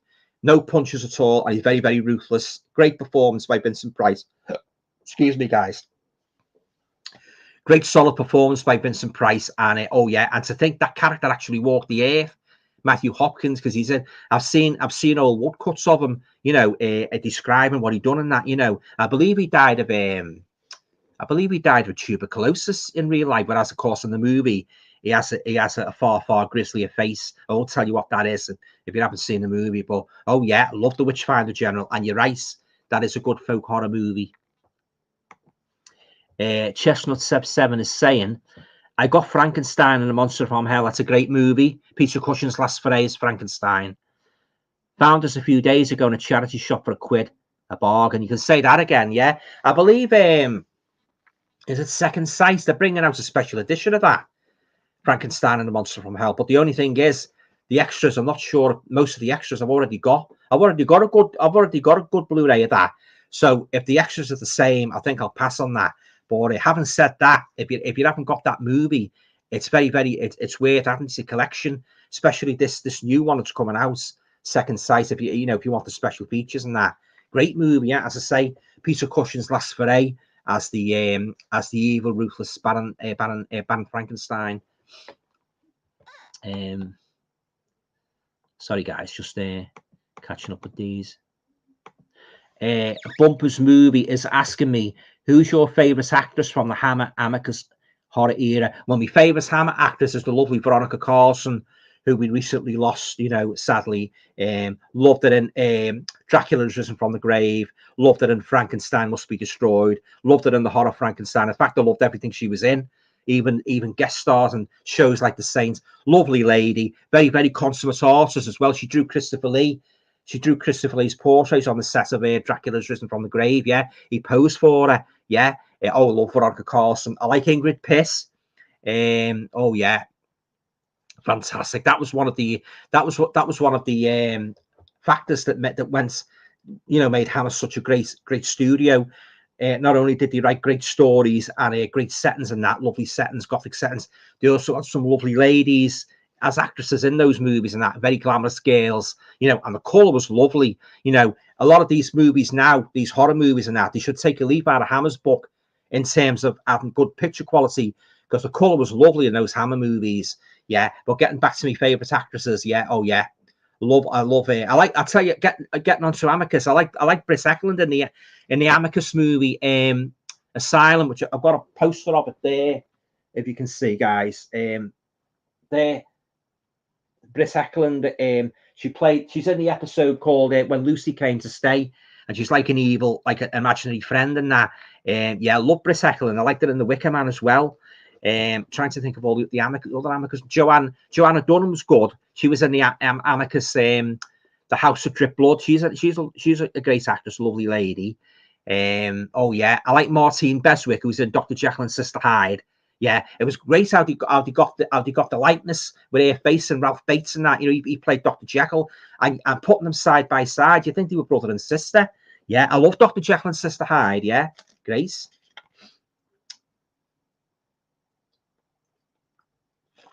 Of course, you all know if you've been watching my videos, I'm a big fan of Susie Kendall, but I don't think she was in. I don't think she was in a Hammer film. I don't think she was in an Amicus movie, but she's been in quite a few Giallo movies and that. Oh, she was in an Amicus Light movie called Tales That Witness Madness. The one where I think it's a boyfriend or a husband. He buys all these. He buys this old-fashioned penny farthing and this picture of an Uncle Albus from this antique dealer, and it takes him over, and that he gets on the penny farthing and he rides it and he goes back in time. Well, she plays his girlfriend, Susie Kendall. But yeah, huge fan of Susie Kendall. I hope to do a video of all of Susie's movies and that, me top 10 and that. Yeah, but oh yeah, can't beat the ladies of a Hammer and Amicus and that, you know, Grace. Peter Cushion, do you know Incense for the Damned, 1971? I picked up a Czech DVD at €2 of its alternate cut under the title Bloodsuckers. Great cast, but it's poor. Just got it for the Brit Horror Collection. Is that the one with Peter Cushing and Patrick Mower? I've seen clips of that, but I've never actually seen it right through. I've heard mixed things about that. Yeah, doesn't he Patrick Mower go abroad, and doesn't he go missing or something if it's the same one? But I know Peter Cushing's in it. Yeah, I haven't seen it right through. Tony Crosby, Wakewood was a great modern Hammer folk horror. I've got that one too. Yeah. The little girl, you want her back, don't they? Is it 3 days? But of course, you know, it doesn't go good for them, does it? Yeah, I love Wakewood. Yeah, it's great little folk horror.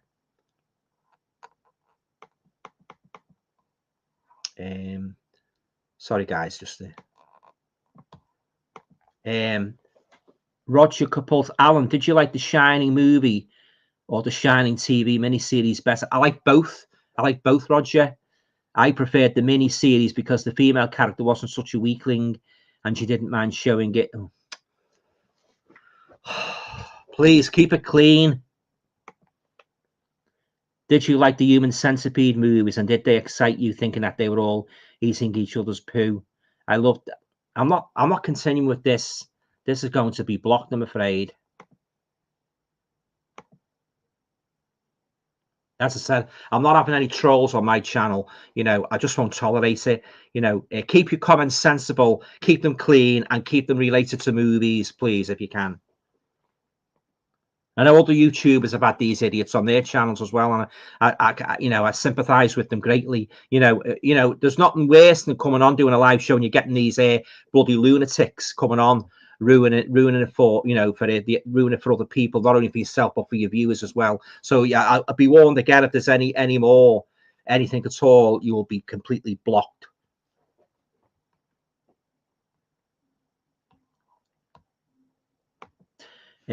Bumpers movies. What are your thoughts on the Paul Morrissey movies, Frankenstein and Blood for Dracula? I've got them coming in the post, but never seen them. I've never seen them. I've heard a lot of good things about them. Yeah, aren't they Andy Warhol's movies? Yeah, they're quite expensive, aren't they? The new editions and that. Never seen them. I've seen the odd trailer of them, but I've never actually seen them. Right through. So I wouldn't mind adding them to my collection. Hopefully if the price comes down a little bit.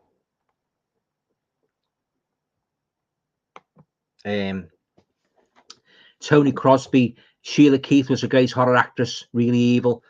I'd certainly second that, Mace. Yeah, Sheila Keith was a fantastic actress, especially in the House of Whipcord and Frightmare. Oh, she's great, Sheila Keith. Yeah, they called her the Staff Karloff. Yeah, oh yeah, love Sheila Keith. Peter Cushion, regarding Incense for the Damned, you are correct. Also stars in Imogen Hassel. She was in Carry On Loving. She took her own life in 1980. Oh, I didn't know that. I'm sorry to hear that. Yeah, I'll have to check that movie out, that Incest for the Damned. Yeah.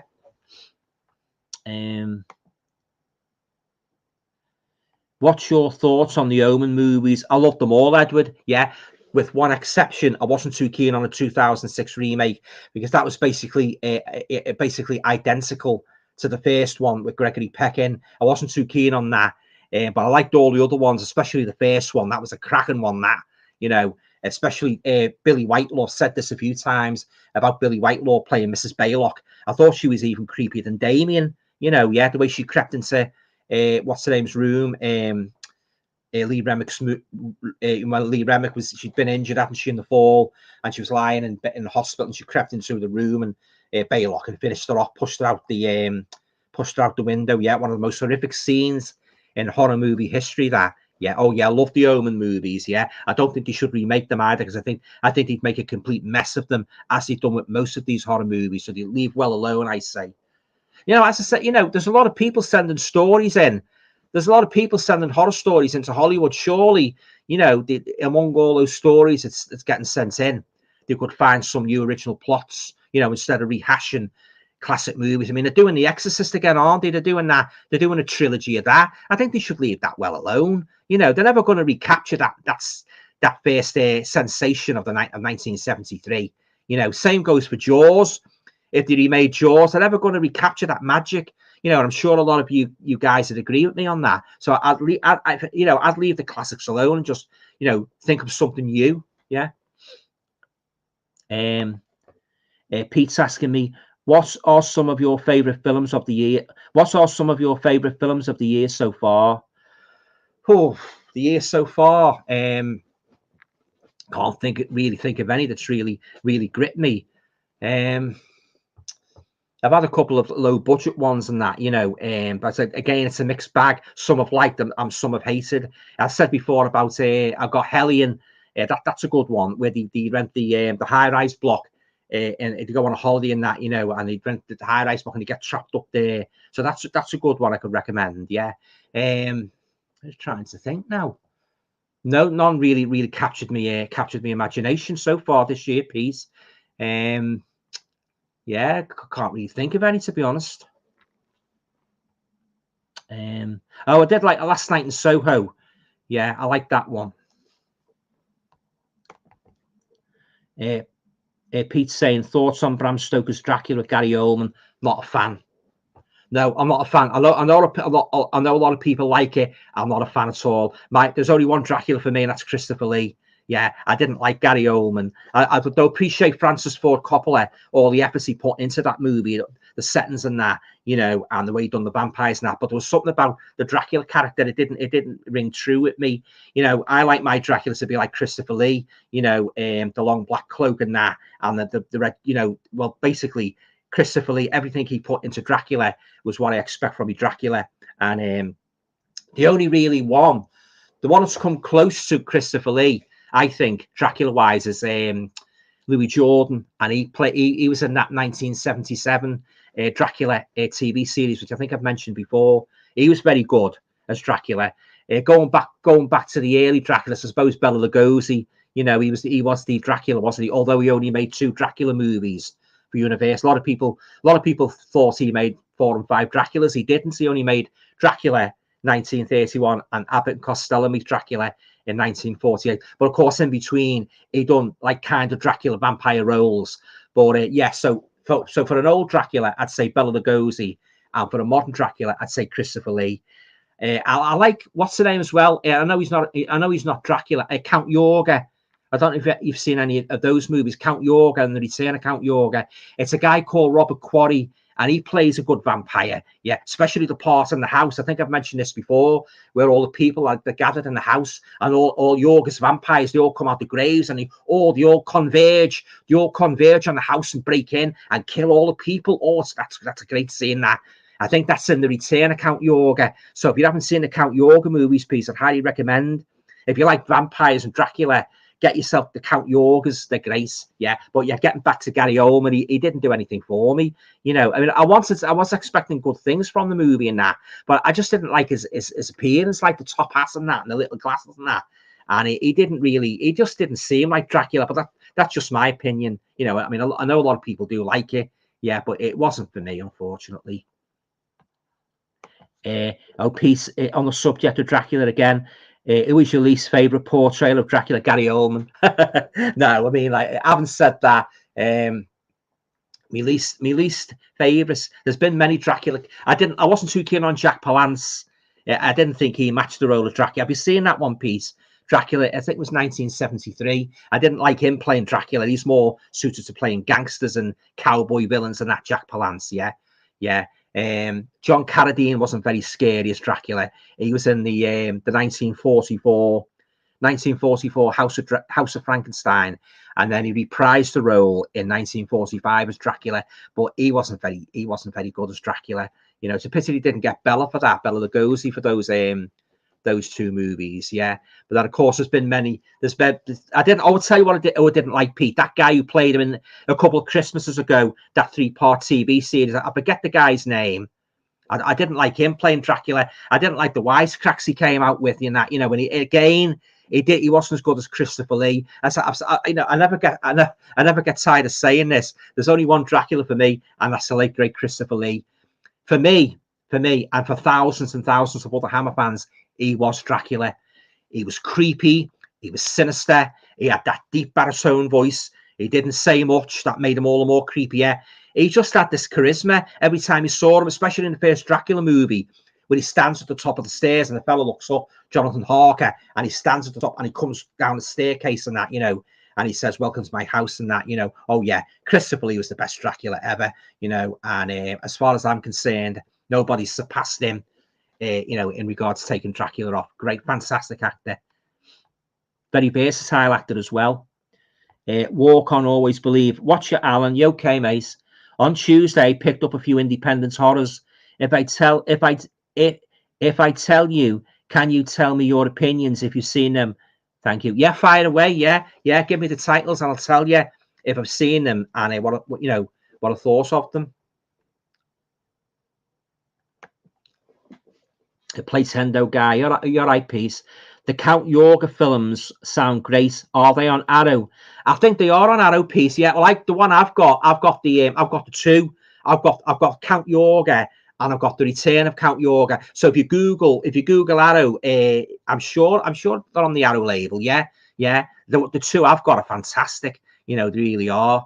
And I highly recommend it. The guy, Robert Quarry, who plays Count Yorga, he's fantastic. He's just like Christopher Lee. He's got that sinister aspect to him and that. So, yeah. I think they are on Arrow Video. Yeah, so check them out. Yeah, they're great. Pete's saying, hey to Bress. Edward Kopok is saying, have you seen Victor Frankenstein from 2015? Is that the one with Daniel Radcliffe? Yeah, I wasn't too keen on that one. Daniel Radcliffe, doesn't he play Igor? Yeah, if it's the one you mean, well, I'm not a fan of that one. I tell you what I do like. Talking about Frankenstein, a True Story with Leonard Whiting. He plays Victor Frankenstein. That was first shown on the Christmas of 1975. It's fantastic. We've got it on Blu-ray now. And excuse me, Michael Sarrazin plays the monster. It's a great one, that.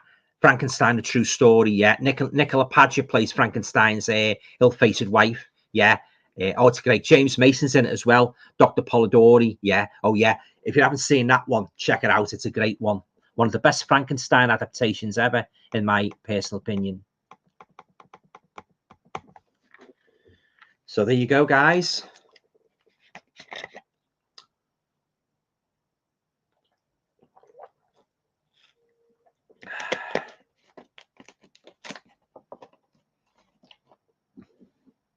Right, back to the comments. Sorry. Tash UK. Mike Hunt is aching to be touched. Walk on, always believe. Thank you. They are. Right, okay. Sorry, I'm just going to have a closer look, guys, here. Thank you. They are Charismata. I haven't seen that one. Doll from the Attic. I haven't seen that one. The Haunting of Reading Hospital. I think I've seen that. I didn't like that one. House of Evil. Not sure about that one. Ravenswood Asylum. Ravenswood Asylum. Is that the one with Michael Caine in? If it's the one I'm thinking of, that's a good one. That. Oh no, that's Stonehurst Asylum, isn't it? Sorry, yeah. Ravenswood Asylum. I'm not sure. Friend request. Friend request, is that the one with the where they're on the found footage? They're on the video talking to each other on the video cameras. If that's the one, I didn't like that one at all.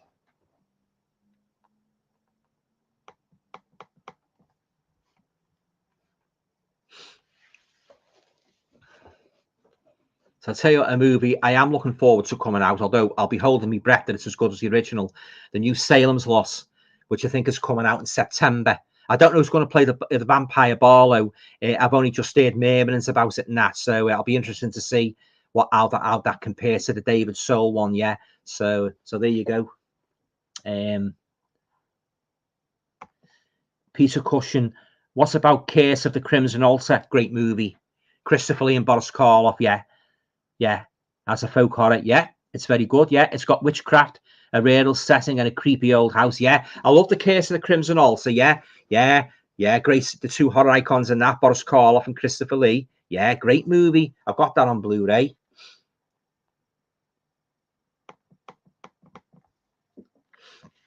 Yeah, so oh yeah, Christopher Lee and Boris Karloff. You know, as far as I'm concerned, fantastic icons of horror. Made some great movies, and in my opinion, you know, they can never be surpassed in terms of, like, you know, having that charisma on the screen and that, you know. But oh yeah.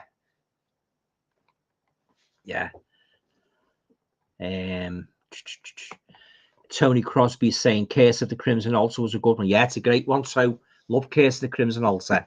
Yeah, watched it many times. Yeah,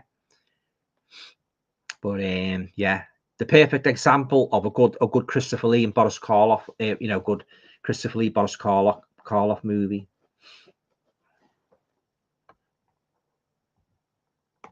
Just waiting for more comments, guys. Yeah, so as I say, like, there hasn't really been, you know, this year really any horror movies that I've read, you know, really, apart from Last Night in Soho that I watched recently. There hasn't really been any others that I can honestly say I can rave over. You know, there's been I've had a lot of turkeys and that, you know, which are flogged on eBay. But I love Last Night in Soho. I think that's a fantastic movie. Pete's asking me favorite Bob Hoskins film. Bob Hoskins was he that guy that was in Mona Lisa, the gangster movie? Bob Hoskins, as the Cockney guy, chubby guy. Didn't he pass away a couple of years ago? Yeah. I saw Mona Lisa. If it's the same guy, I saw Mona Lisa a couple of years ago. I enjoyed it. Yeah, I think he was in a series with Pennies from Heaven as well. Yeah, real Cockney guy. If it's the same guy, Bob Hoskins. Yeah. Pete's asking me, what are some of your favorite modern actors? Well, I like the guy who took the Wolf Creek Killer off. He's very good, John Jarvis. I like Naomi Watts. I think she's a very fine actress. I like Danielle Harris. She was in the Hatchet movies and that. She's been in the Halloween movies. I'm trying to think of any more. I say most of my favorites actors have been like Christopher Lee, you know, Peter Cushing, Boris Karloff, you know, people like that. Anthony Perkins, I like him as well. Yeah, sadly no longer with us. Yeah, he's in little Psycho movies. I'll tell you what, I like the blonde girl that was in that Alien series. What's her name? I always forget. Jerry Ryan. I like her. Jerry Ryan. She's good. Yeah. I've got a very good movie of her piece. It's called something about behind within the walls or something. It's basically like kind of it's kind of an Exorcist poltergeist movie, and she's got like this little girl or something, and they take this house on, and there's something in the walls. And I won't tell you too much about it in case you want to check it out. But Jerry Ryan plays the mother, and it's very good horror movie. It's got good supernatural elements to it. So check it out anyway. I'll try and send you the full details of that anyway. That one with Jerry Ryan in. She's very good in it. Yeah. Fantastic actress, Jerry Ryan. Been a couple of the Law and Order series as well. Tony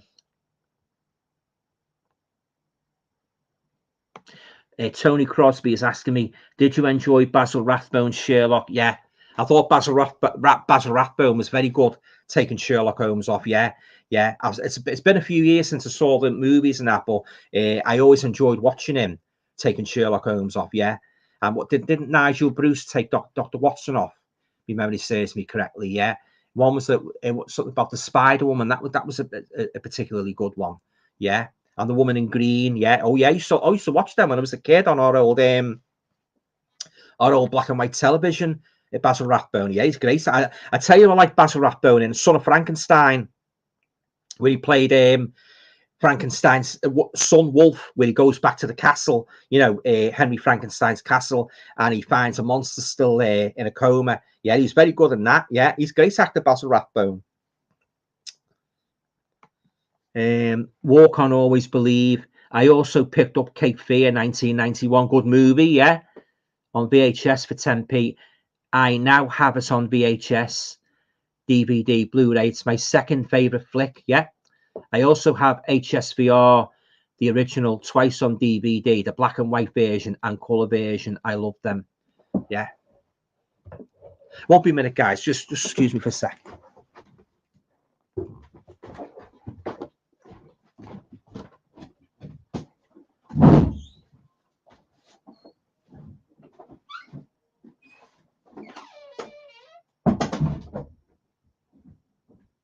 Everything all right? Tell me more. Sure.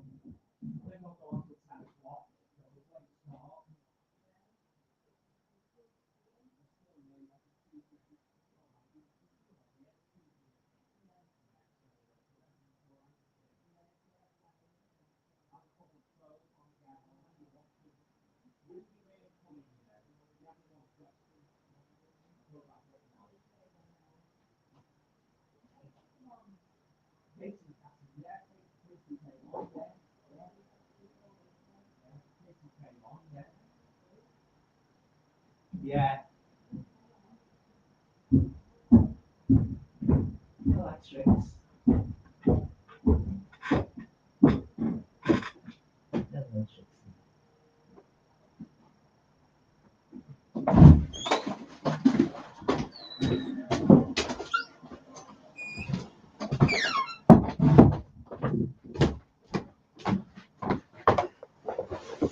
Oh, right. Okay. Sorry about that, guys.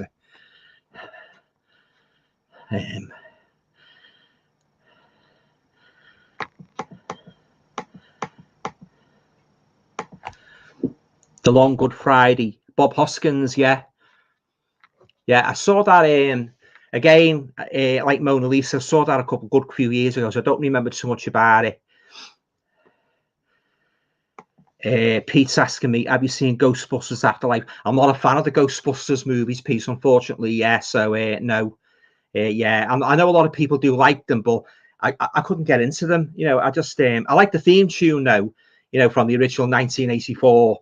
Ghostbusters. I think that's a fantastic theme tune. But in respect of the movies, no, I'm not a fan, unfortunately.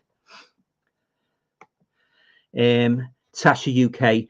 The best actor in the Hammer movies was Mike Lycidas. Don't know about that. You've lost me.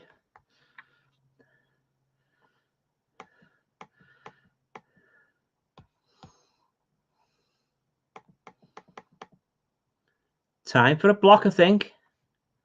Where's my zap button?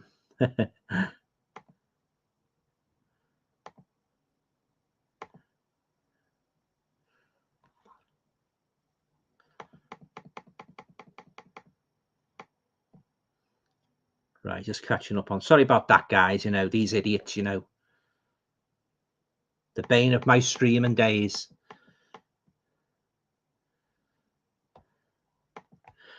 Pete's asking me, do you like the Avengers and New Avengers? Yeah, I used to watch the original Avengers as a kid with Patrick McNee and Diana Rigg. I loved that series. I think I've said this before as well. My dad was a spitting image of Patrick McNee. He had the same face, he had the same eyes, and a lot of people used to say to him, do you know who you remind me of?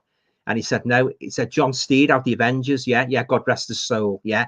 And again, the New Avengers piece. Yeah, first watched that in 1976. when it was shown. Yeah, I love both series. Yeah, and what's the name is in that? Wasn't he the fella out of Upstairs Downstairs? He played Gambit. Gareth Hunt, wasn't it? He tragically, sadly died, didn't he? Yeah. Oh yeah, I love both the Avengers and the New Avengers. Yeah, and Joanna Lumley Purdy. Yeah, Grace. Edward Coppock, have you seen the Brothers Grimm? No, haven't seen it, Ed. Peter Cushing is saying Nigel Bruce kind of ruins the Basil Rathbone Holmes films. I still like them though. Oh, you're not a fan then of Nigel Bruce?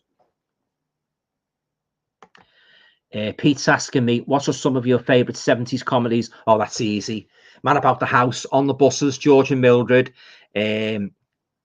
What's the name? Frank Spencer. Some others do have. I used to like Nearest and Dearest as well with Hilda Baker. I don't know if you've seen that piece, Nearest and Dearest. Yeah.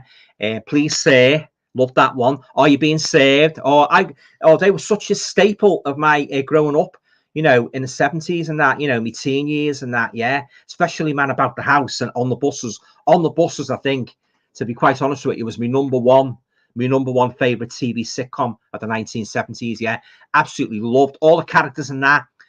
Stan, obviously the main protagonist in that, all the things he got up to. Jack is rather slimy mace. Yeah, used to pinch all the beards off him. Yeah. Inspector Blake, of course. Yeah, I hate you, butler. Come on, get this bus out. Come on, get this bus out. Oh yeah, fantastic. Yeah, such iconic characters, and he went on to be in the. Didn't he go into Last of the Summer Wine? Stephen Lewis. Never really watched that, but I'm sure he went into that. Oh yeah. Oh God, yeah. Porridge was good. Ronnie Barker. Don't know if you ever seen that piece, Porridge. Oh God, trying to think. There was another series as well called.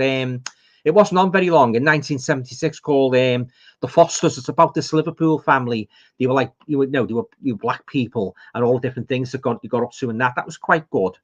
I'm trying to think of more sitcoms. Yeah. There was one called Mind Your Language with Barry Evans. I didn't like that one, but I did like him in Doctor in the House. Barry Evans, yeah, Doctor in the House, Doctor in Charge. Get Some In. That was another great one. Yeah, Tony Selby. He was Corporal Marsh. Get Some In. Any fans that Get Some In on here? Oh, that was a great series. That, yeah, it was first screened in September. If you remember, in September 1975, and it was great. Yeah, Only When I Laugh, that was good as well. You know, within in the hospital, James Bolam. Oh, I could go on about the 70s comedies. Yeah, and I love most of the movie versions as well. Piece I like. You know, the Love Thy Neighbor, that was good. Man About the House, the TV and the movie.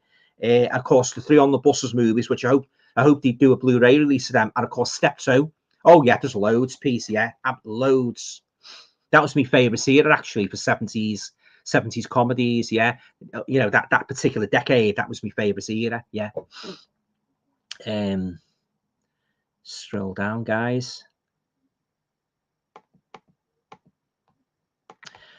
Walk On Always Believe is saying, sorry, I typed HSVR. I meant to type have. Sorry that I typed this in wrong. No worries, mate. It's okay. We all make mistakes.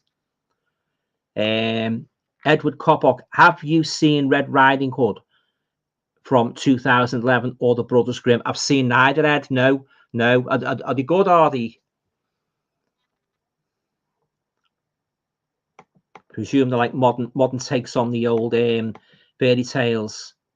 A lot of these horror movies do that, don't they? They take the they take popular fairy tales, what we used to love as a kid, and they sort of like rehash them into horror movies, and that's been done a lot. That, yeah, they look for inspiration for it. They take the basic template like Snow White, what the Brothers Grimm stories and that, Hans Christian Andersen stories, and they make their own interpretation, you know, of them and that. Yeah, but sometimes it works, sometimes it doesn't. Tony Crosby, there used to be a series in the 70s on Saturday morning called The Ghostbusters 2 Detectives with a Gorilla. It's on YouTube. I haven't seen that one, so I have to check that one out, mate.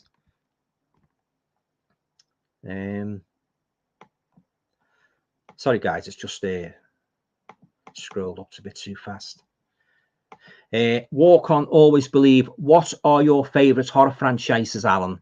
Mine are Night of the Demons 1 to 3 and the remake, and the Hatchet 1 to 4 franchise. My favourite horror franchise as well, I'd have to say Halloween is my number 1, and then Friday the 13th number 2. I liked the Psycho series. I loved them. I thought they were all very good, very well done. Yeah, I know the last one gets a lot of criticism where Norman Bates is on the phone, but I quite enjoyed it because it gives a bit of a more backstory about his mother, who's played fantastically by Olivia Hussey. Fantastic, that one. Yeah, Psycho 4 when he's on the telephone. Yeah, I love the Frankenstein franchise, with Peter Cushing, Dracula franchise. Yeah, I like some of the Saw movies, not like all of them. Nightmare on Elm Street, again, as I said before, I only like the first 3. Then after that, they just lost their magic for me. But yeah, my favourite franchises, my first 2 would be Halloween and Friday the 13th. I like Wolf Creek as well. I know there's only been 2 movies so far, but hopefully you should be making a 3rd one soon and that. So, yeah.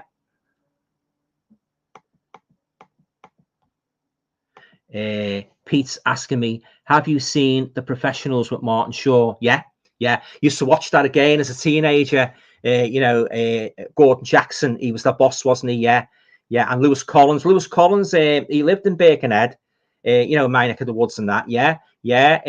Gorby Road, Gorby Road, I think he lived in. Just 10-minute walk away from me. Yeah. Oh yeah. Sadly, no longer with us. Yeah. Well, of course, Martin Shaw, he went on to do other things, didn't he? He played that judge, didn't he? I forget the name. It was a Judge John Deed or something. Yeah. Oh yeah. I used to watch The Professionals. Yeah. I remember Gordon Jackson when he was in. I remember him playing the butler in Upstairs, Downstairs. Gordon Jackson. Yeah. And he's been in a lot of British movies as well. He was great as the boss, wasn't he? Yeah. Fantastic. Pete's asking me. Well, he's saying they did a spin-off with Blakey called Don't Drink the Water. I remember that one when he goes on holiday. Yeah. It sees him go abroad. Only latest the series, though. Yeah. Pat Coombs was his wife. Yeah. I only watched a couple of those pieces. Yeah. But I do remember that one. Don't Drink the Water. He was always moaning, wasn't he, about his holiday and that. Yeah. Oh, he's great, Stephen Lewis. Yeah. And that Blakey character, that really cemented him in the acting profession, didn't it? Made him an international star. Fantastic the way he played that Blakey character. And Reg Varney as well. It's talking about spin-offs piece. Reg Varney, who played Stannon on the buses, he went on to do one where he was working in Billingsgate Fish Markets. It was called Down the Gate. Now, I think they only made about, if my memory serves me correctly, I think they only made about 5 or 6 episodes of that. It didn't do very well, but it was a different character. It wasn't Stan. It was a different character, and he worked in the fish market. And he used to have this big hat on him, this big gigantic hat and that. And I think it was shown in the summer of 1975. Yeah, Down the Gate. I believe there's only so many episodes that exist. You can get it on DVD, but you can only get certain episodes of it. Yeah. Reg Varney, again, he was the main protagonist in that. I forget what his name was in it, but Down the Gate. Yeah. They did that with Only Fools and Horses, didn't he? The one with the green grass, was it? The one with Boise in. Yeah, when Only Fools and Horses finished, they done a spin-off of that. Yeah, I'm sure it was called the green grass. And Are You Being Saved as well? He done a spin-off of that. What was the title of that one? It was the same cast, the Grace Brothers, but I think did he move into the country? I forget the title of it. Yeah, but they've done that with a lot of these comedy series. They've done like spin-offs. Chestnut 7 is saying Rise and Dampen the film. Yeah, I must admit I do prefer the series to the movie. Yeah, great. Leonard Rossiter was really on the money playing the grumpy landlord Rigsby, and God, didn't he pull his legs soft? The lads it was in the housing place with him. Where he was the landlord. Yeah, God, he took the mickey out of him mercilessly, didn't he? Especially that part where he used the piece of wood as a love. He thought it was a love potion to woo Miss Jones and that. And he burnt this wood, didn't he? Yeah. Oh, that's a great one. That. Yeah. Love, Rise and Damp. He was always after Miss Jones, wasn't he? Simon, film fan. Last Man on Earth is a great Vincent Price film. Yeah, I'd second that. Yeah, Last Man on Earth, great movie. Yeah, I think it's loosely based on the rich. Is it? Or what? That's it. Was it Richard Matheson? I Am Legend. I think it's loosely based on that, isn't it? Yeah, that's a great story. That. Although I must admit, I wasn't too keen on the one with Will Smith in. I wasn't too keen on that movie. But yeah, I agree with you about the Vincent Price one, the last one on there. Vincent Price is one of my all-time favourite horror actors. He's a fantastic actor. Pete's saying, wasn't Robert Lindsay and Get Something? He was, Pete, yeah. Robert Lindsay, yeah. He was in Sisters and Smith, wasn't he? He says, power to the people. Yeah, Robert Lindsay, you're right. You're dead right. He wasn't Get Something. Piece of cushion. I always imagine Blakey from On the Buses singing classic songs. Blakey sings Bohemian Rhapsody. Haha, it's ruining music for me. Yeah. So all that he never got round to doing that, wasn't it? You know, doing sort of like a spoof of On the Buses and that. Yeah. I know they've done a spoof of it, Are You Being Served? But I don't know who sang it. It's like, Are You Being Served, sir? I remember the line, Are You Being Served, sir? But I don't know who it's sort of like, who done it, like, you know. But oh yeah, quite imagine like it'd be fun that. Hang on, sorry, just skipped a bit there, guys. Right. Real Asthma is saying, I was shocked to hear that Mildred from George and Mildred was always drunk while she was on set and acting. Never could tell. I didn't know that. Eutha Joyce, very fine actress. Yeah. I didn't know that. She's been in a lot of old British movies as well, Eutha Joyce. I loved it in Man About the House, the first time we saw the Ropers, wasn't it? With Robin and Chrissy and Joe. They were the landlords, yeah. I'm talking about Man About the House, guys. I don't know if you share my opinion about Robin and you know, when Chrissy got married to his Robin's brother, stole her, didn't he? And he could have ended up with Joe, couldn't he? You know, because you know, his brother stole Chrissy virtually under his nose. And at the very last episode, and I don't know if you've seen it, guys, but where they're all together and at the family and that. And I think the dad is Joe's dad. Joe's dad sitting on the sofa or something.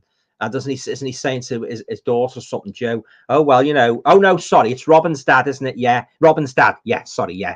He's saying to Joe, yeah, oh, yeah, do not fancy your Robin then? And Joe says, well, he's all right, but he's a bit scatterbrained, yeah. Well, of course, that's sort of like, that would put the dampers on pursuing their relationship, you know, if any existed in the pair. Any desires to sort of like, you know, get to know each other better would be dampened by Joe's comment, wouldn't it? You know, yeah, he's a bit scatterbrained, yeah. But I would have liked to have seen Robin end up with Joe, Sally Thompson, because Sally Thompson was always my favourite girl. Out of the two girls in Man About the House, I preferred Sally Thompson. I mean, don't get me wrong, I thought Chrissy was attractive as well, but I prefer blonde girls to dark girls, and I went for Joe. Because obviously, being like in blondes, I preferred Joe. But they done, from what I can gather from some of the interviews of the Man About the House cast, they wanted to do something different with Robin. So rather than make him go for the blonde, which you would normally expect a red-blooded male to do, they made it so that he went for Chrissy, the dark girl. Yeah, so they done something a little bit different there. Yeah, but love Man About the House, and I love the movie as well. Pete's saying, what are some of your favourite toys from your childhood? Well, I used to be a great fan of board games, Pete. Yeah, I had Mousetrap, I had Tape the Brain, I had all Action Man. I was a big fan of Action Man. I love the Christmas annuals as well. My auntie used to get me them every year from the local paper shop. She'd start sending in September. She'd have a little card, and she put so much of you know, sort of like her money. She pays so much a week to the news agents, and then the annuals. I'd have about 10 annuals in that. And the Christmas week, she'd pay the remaining balance off, and she'd bring the annuals home. She'd put them on the shelf and that, and she said, "Don't touch them till Christmas." And me being like an inquisitive little boy, I used to, when she wasn't there, I used to put my finger up. They used to be wrapped up in brown paper. I used to scratch the paper away and just look at the spines. I never touched the annuals, but I was that curious. I just wanted to see, you know, the spines and that, the annuals and that. Yeah, but oh yeah, I love my Christmas annuals. I had another good game and all called The Fastest Gun, what my dad bought me in the Christmas of was it 1973? Yeah, and also I had the other one, the Battle of the Little Bighorn. Don't know if you've ever seen that game, what my mum bought me. It was basically a reenactment of General Custer. It had this big board, this big map of the actual battlefield. And you had the Indians and you had the cavalry. I loved that as well. And I will tell you what I was a big fan of, Pete, the Matchbox cars. I loved them. You know, you get all the little, like, sort of like the little designs and that. I think I had them all. Yeah. I always wanted a scale extra, but I never got round to getting one. But I did get Matchbox Switcher Track. which was like, it was similar to Scale Electric, but it was sort of like what you done, you put the tracks together and you turn the thing and the cars would go along and that, but never really, you know, it never really sort of like ranked highly in the, you know, my top games and that. But oh yeah, I loved them. I love Batman. I had the Batman figures and that. Yeah. And as I say, the board, I used to love the compendiums as well, piece. The big game, you get about 50 games in the big compendium and that. You get about 50 games in. I used to play them with my cousin and that, you know, yeah. Fantastic, yeah. You know, Snakes and Ladders, Ludo, Blow Football, all them. Yeah, oh yeah. I was toy mad when I was like most kids are, you know, always my number one stop was the toy shop. Yeah. I was a huge fan of what's the name as well? Sabusio, you know, the football game and that, yeah. Used to collect all the time. Sorry. And Striker, where you press the heads and that and you kick the ball. Oh yeah, I had all of them. Yeah, fantastic. Right. Real Asme is saying, Alan, what's your opinion of the Needful Things movie by Stephen King? Everyone I know hates it, but I think it's really good. Yeah, it's not bad. Max von Sydow of The Exorcist plays the he plays the proprietor, doesn't he? Yeah, he's kind of a devil character, isn't he? Yeah, and everybody that buys something from the shop makes them evil. You know, they've got this grudge against somebody.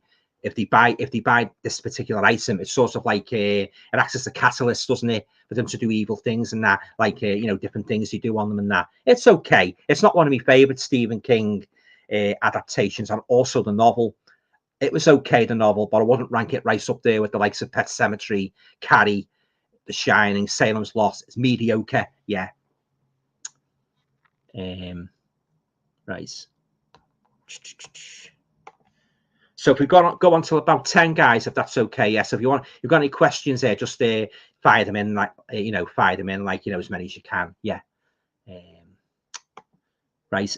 Walk on, always believe. Thanks, Alan. Do you remember a short comedy series called Top Secret Life of Edgar Briggs? I do. Yeah, I do. Yeah, a very young David Jason. I remember it. Yeah, but I don't remember the episodes and that because it's years ago. I think it was 74, wasn't it? Then he was in a few of those series, wasn't he? Before he went to Only Fools and Horses. He was in I tell you what's a good one, Lucky Fella. I've done a video of that where he's after this blonde girl all the time and he never quite gets there. That's a great one. That it was first screened in the autumn of 1976. Lucky Fella. So if you go back over my videos, you'll see I've done a review of that. Yeah, Bit of Ado. He was in Bit of Ado, and then of course he was in The Darling Buds of May, which I wasn't a great fan of. Yeah. And he was also, in going back even further, he was in a series called Do Not Adjust Your Set. Do you remember that one? He played like this. He played this character, like he was called Captain Fantastic, and he used to have a bowler hat on, a long rain mac, and he'd have like an umbrella, and he was in that. That was the first time I ever saw David Jason in Do Not Adjust Your Set with Denise Coffey. It was like a kind of a Monty Python show, different funny things and that. I think one or two of the cast were in that. I'm sure John Cleese was in that. Correct me if I'm wrong, I'm sure John Cleese was in that. Chestnut 7, Olivia Hussey. Yeah, she was Grace. Grace was Norman's mum in Psycho 4, and she was great in Black Christmas as well. Fantastic actress. Yeah. Pete's asking me, are you a fan of Randall and Hopkirk? Oh, yeah, a big fan, Pete. I used to watch that every week when I was little. It used to be shown, yeah. I think it was every Sunday tea time. Oh, I used to love that, yeah. And Marty, dressed in the white outfits and that, and he keeps popping up, doesn't he? Yeah. He says, only you can see me, Jeff. Only you. Oh, I love Randall and Hopkirk, and I hope to get the Blu-ray of that. Yeah. And yeah, he was always keeping this. Yeah, Marty, played by Kenneth Cope. He was always keeping his eye on Jeannie, wasn't he? His girl. Yeah. Oh, yeah. I love Randall Hopkirk. Yeah. Fantastic. Yeah. He used to help Mike Press out, didn't he? Jeff, his mate with crimes and that. Yeah. And he'd pop up and he'd pop up. Yeah. Oh, yeah. Fantastic. One of my all-time favorite TV series piece is Randall Hopkirk. Randall Hopkirk, Deceased. Yeah. I love the theme music as well, piece. Yeah. Great series. Simon Film Fan. What did you think of Quatermass with John Mills? The one with the hippies and the stuff. I've never seen it, so I can't comment. I've seen the Quatermass one, the one that was made as 1967. It was Andrew Kerr. It was okay. Not one of my favourite Hammer films. Where you find the thing in the railway station, don't the Martian thing? Yeah, it was okay. I'm not really a huge fan of it, as I say. But I know I haven't seen the John Mills one.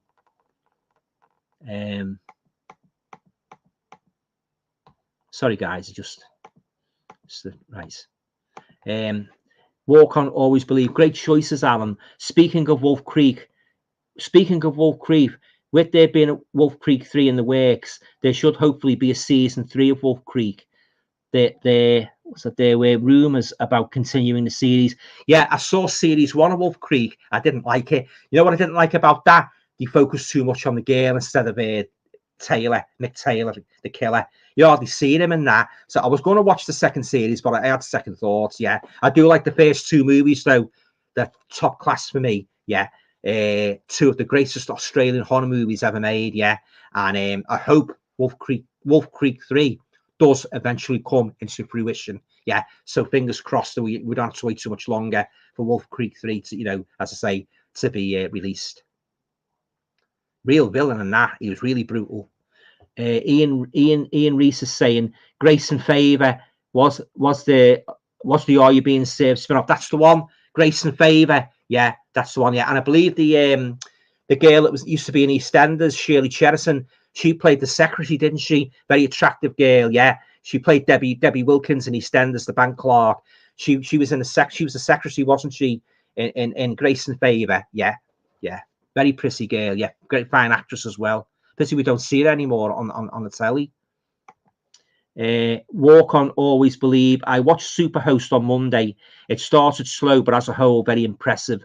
Especially a cast of, I think, 4 during COVID. Hopefully, we'll get a sequel. Superhost is a great movie. Yeah, I got the DVD of that, and I liked it so much. I upgraded to the Blu-ray. Oh, she was like a swine, wasn't she? That girl. Oh, one of the worst female psychos I've ever seen in a horror movie. Yeah, love Superhost.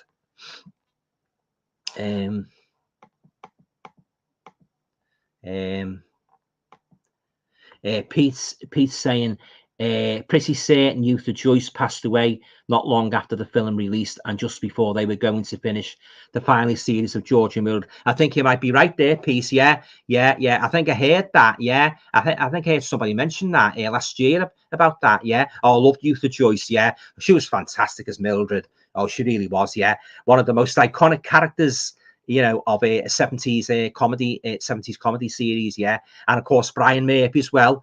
He played the henpecked husband George. He was great as well. Yeah, fantastic. Yeah, you don't get characters like that now, do you? In these comedy sitcoms, that he stood out, didn't he? Real Asmir is saying from Wikipedia, Luther Joyce was dying slowly. Her last appearance was a 1980 feature film, George and Mildred. Yeah. In the summer of that year, she passed away suffering from liver failure at the age of, it doesn't say the age. Oh, yeah, very sad. You know, she passed away. Like, I used to love Luther Joyce. Yeah, she was, oh, yeah, just 53. Yeah, that was young, wasn't it, to go? The inquest into her death revealed she'd been drinking upwards of half a bottle of brandy a day for 10 years. Oh, my God.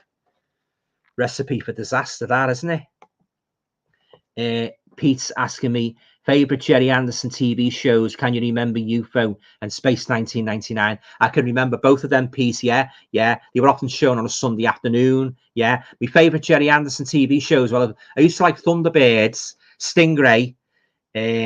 Was what's that? 5XL5? Was that a Jerry Anderson show? That was quite good. Supercar. I'm not sure if that was Jerry Anderson, but I'm pretty sure Thunderbirds and Stingray was Jerry Anderson. Captain Scarlet. I was a big fan of Captain Scarlet, but then again, I'm not sure if Jerry Anderson done that. And it's Sylvia Anderson, wasn't it? Yeah. I used to love all those puppet series, Pete. Yeah, used to watch them avidly. Right.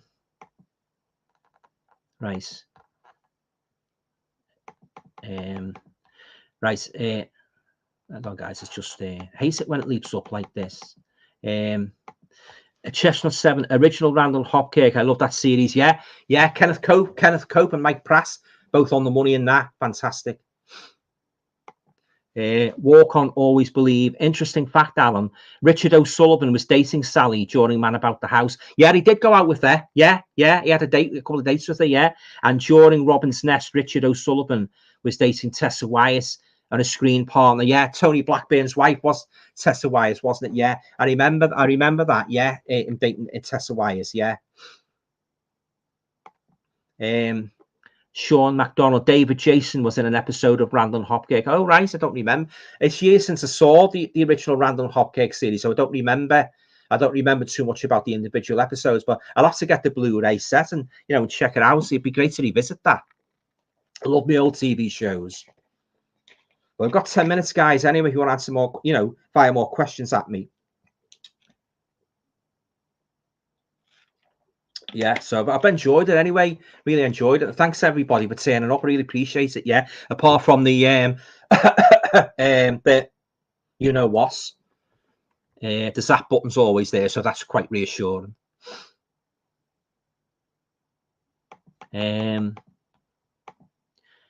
Mike Random Bids. Hi Alan, have you ever watched Underworld film franchise, The Vampire Female? No. If so, what do you think? What do you think of all the films that they've made so far? Also, have you ever watched Children of the Corn? I like the first Children of the Corn, but I wasn't too keen on the sequel. Then again, the first one wasn't really something to really rave about. It was okay. It was okay. I like the short stories, you know, Stephen King and that. But yeah, the sequels weren't much to write home about at all. But as regards Underworld, no, I haven't seen it. Are they the ones with Kate Beckinsale in? Walk On Always Believe. If Wolf Creek 3 is as good as Wolf Creek 1 and 2, that'll be a perfect trilogy. Yeah, I totally agree. I like Wolf Creek 1 and 2 the same, but in different ways. Yeah, it's a shame Barbara Crampton role was not in Superhost that much. Yeah, I love Barbara Crampton. Yeah. Oh, so synonymous, isn't she, with horror movies, Barbara Crampton? Yeah, fantastic actress. Pops up time and time again in horror movies. Yeah.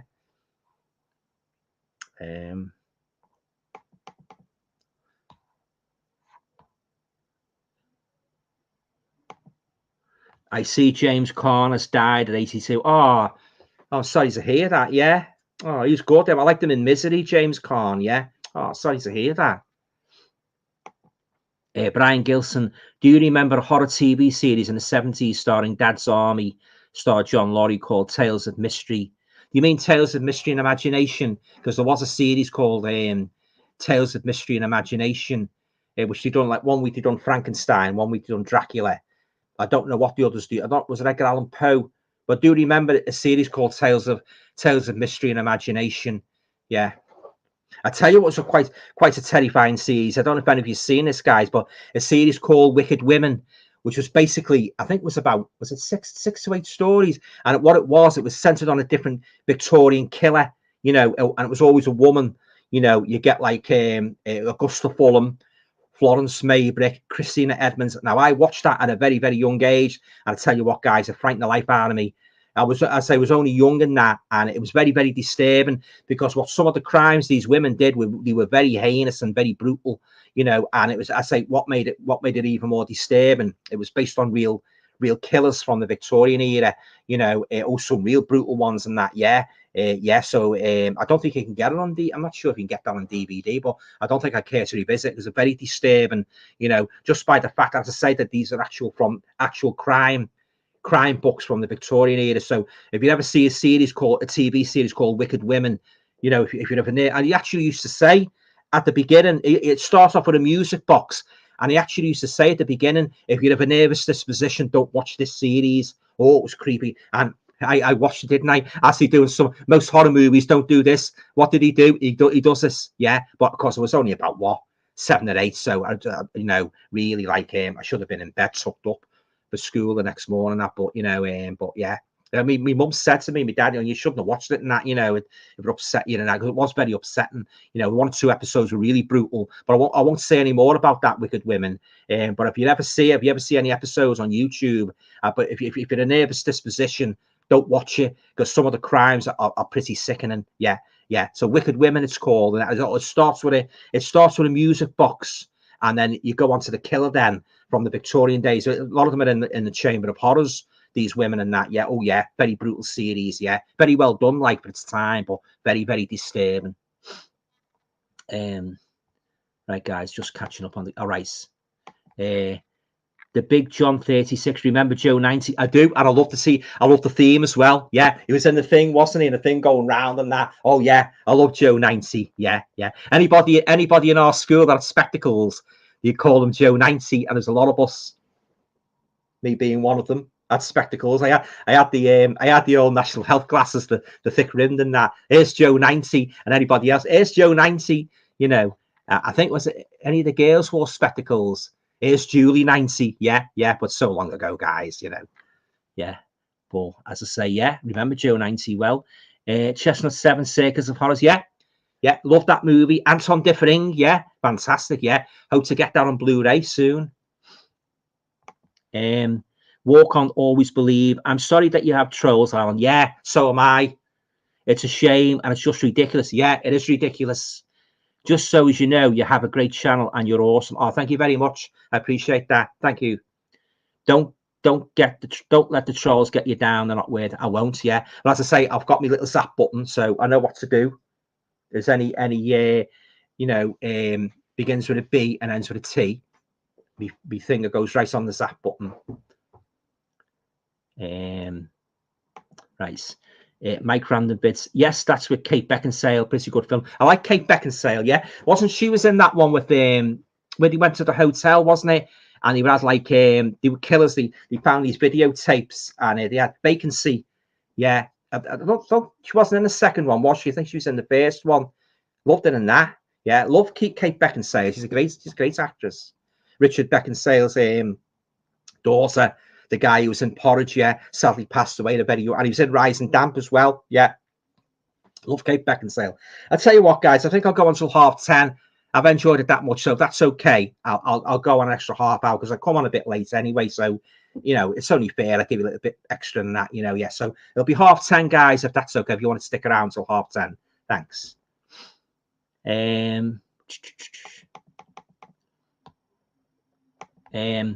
Mike Random Bid should definitely check it out. Yeah.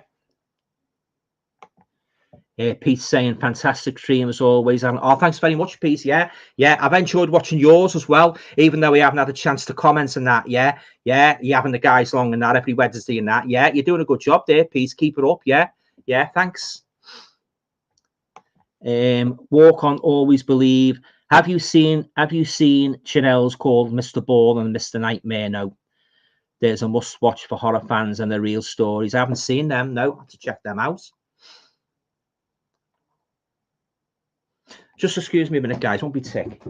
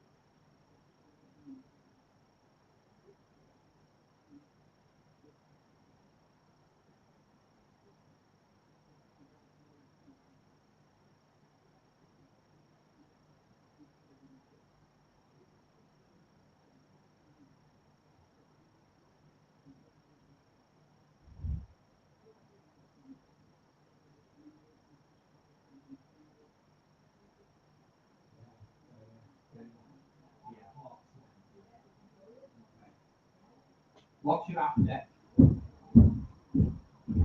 Oh, what's the name? So James Caan's passed away. James Caan. He was in Misery.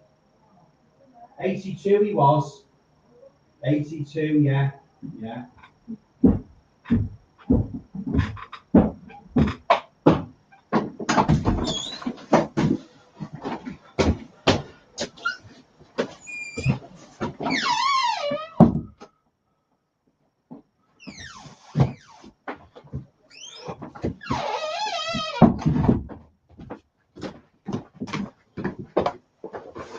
Oh, sorry about that, guys. Right, catch up on the comments. Walk on, always believe. Have you seen a British horror called F? Oh, I think I've seen that one. Yeah, it's an after-school horror. Highly recommend it. Isn't that the one where the teachers are they're trapped in is it a college or classroom, and there's all these hooded figures. You never see their faces, and it just sort of like well, it's basically like a home invasion, or it's a school, isn't it? And they all come into the school and kill the staff and that. Yeah, I've seen that. It's pretty good. Yeah, yeah, I've seen that one. The Big John 36. Remember a 50 sci-fi movie called Invaders from Mars? I've seen it. Yeah, when a kid sees a UFO land at the back of the house at the beginning. I've seen that one. Yeah, it's pretty good. Yeah, although I'm not a great fan of sci-fi. I enjoyed that one. There's only really a handful of sci-fis I like. The number one being Alien, 1979. Who can forget that chest burster scene with John Hayes? Oh God, when I first saw that, oh God. Well, I can imagine like a cinema audiences when he first saw it in 1979. You know how shocking it must have been on the big screen, or the way they done it and that. You know, and the way he was in that. You know, retching and shit. Oh God, it was really one of the most horrifying scenes I've ever seen in a sci-fi horror movie. That the chest burster. Snow 72. I'm gonna see the last half hour tomorrow. In the Netherlands, it is 1 hour late, and I have to work tomorrow. We speak soon, another live stream, and a good weekend for all. Oh, thanks for coming along. Yeah, nice talking to you. Yeah, have a good weekend and that, and I hope to talk to you again soon. Take care now. Walk on, always believe. Yes, that's the one, Alan. Yeah.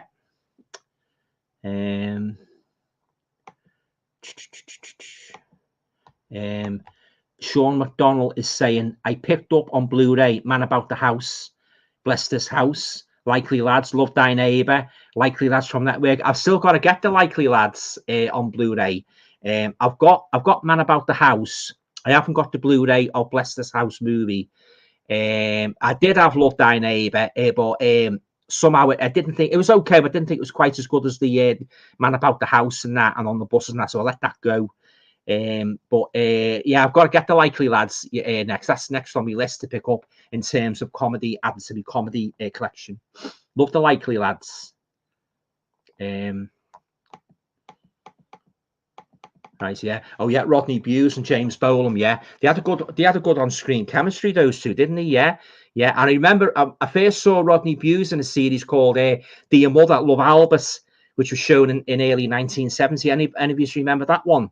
Dear Mother, Love Albert, where he goes to London, he's writing home to his mother all the time and that. Yeah, I always particularly remember that because that used to come on before the Universal horror movies on a Monday night at 10:30. You get that on, and then you get the news, and then you get Appointment with Fear on. So that's how I remember it. You know, particularly with being a huge fan of the Universal monsters, that always came on before Appointment with Fear. Yeah. Oh, I love the Universal monsters, as you know. Where are we? Walk On, Always Believe is saying, are there any horrors that you never used to like but then ended up liking? Well, I'm trying to think now. I never used to like, but I ended up like. There's not really all that many, really. I suppose The Conjuring, when I first watched that, I wasn't too keen on it, but then I watched it on second view and I liked it.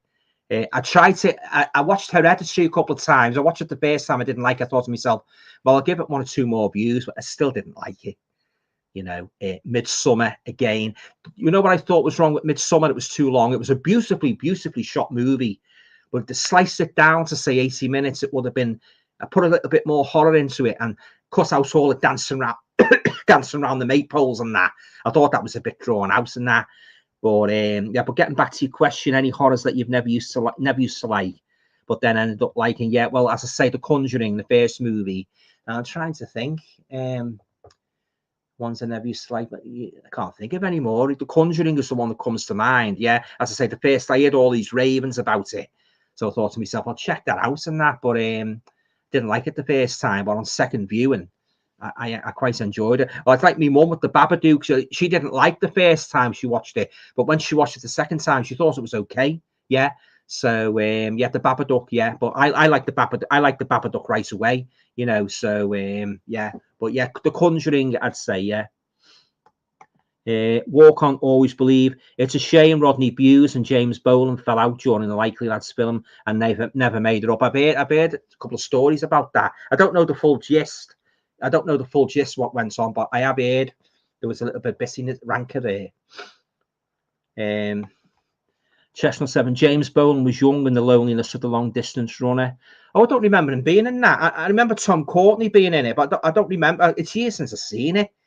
The Loneliness of the Long Distance Runner. That was, Tom Courtenay was the main protagonist, wasn't he? But I don't remember the other people in that because it's years since I've seen it. I'll have to watch that again. I know John Thorpe pops up now and again, doesn't he, when he was young in some of these old British movies? You know, the guy that played Reagan in The Sweeney and Inspector Morse, he pops up now and again in some of these old British movies and plays. He was another great actor, John Thorpe. He's married to Sheila Hancock. Island of Terror, Peter Cushing, yeah.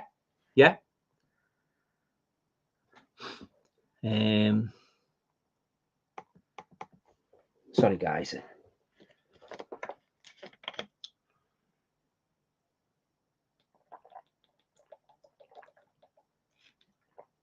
Yeah, so I said those horror movies what I bought today, I'll do a review of them once I've watched them. That one, the Retreat, that looks a good one. That, yeah. So I've got an analysis today for £5.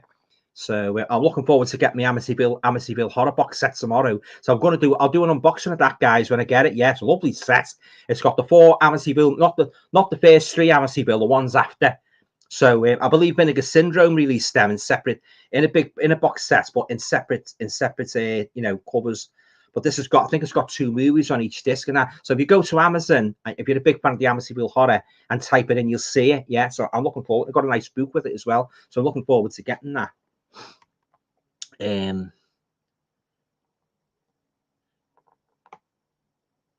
Just waiting for some more comments, guys. Yeah. So we'll go on till 10:30. Yeah. So. Yeah, I've got quite a few movies there. I've got to catch up on. I've been buying quite a few lately in that. So I'm looking forward to getting that one with Linda Day George and the Ants. Yeah. So my mum won't watch that because she doesn't like creepy crawlies. I don't like them myself, but Linda Day George being in it, that sold me right away. Yeah, huge fan of Linda Day George. She makes a fantastic movie. Pieces was the one I was thinking of, where she goes to she investigates these killings at this college. Pieces, yeah. Yeah, she was good in that. Yeah, and as I say, her husband Linda Day George, Christopher George, he's very good as well.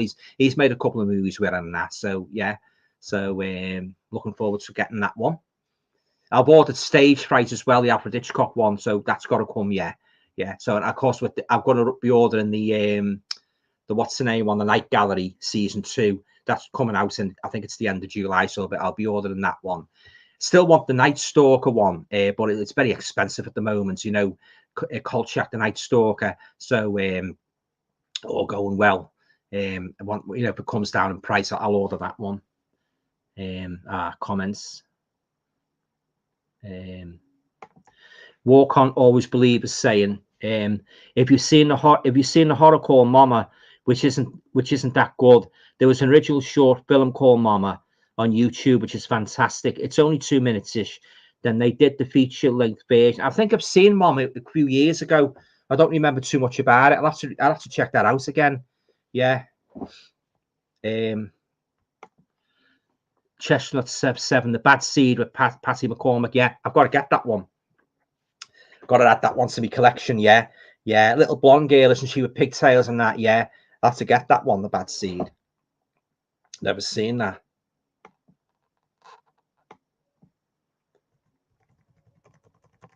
I think they've done a remake of that as well. The Bad Seed, yeah. I think it was it the 70s? Yeah, I haven't seen that either, so I can't really comment on that.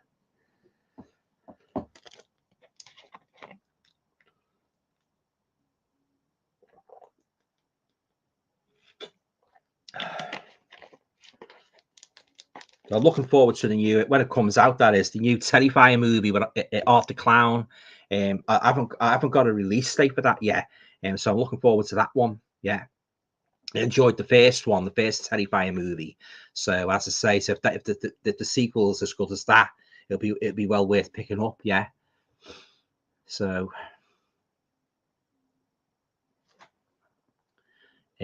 Chestnut 7 is saying Kathy's Curse was similar. I love Kathy's Curse. I've got that one on Blu-ray. Yeah, it's very good, that one. Kathy's Curse. Yeah, fantastic.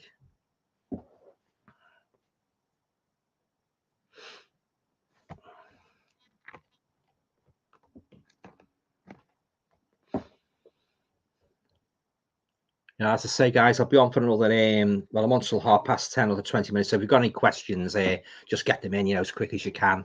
Yeah. So thanks again, everybody, again, for turning up. Really, really enjoyed it. Yeah. So.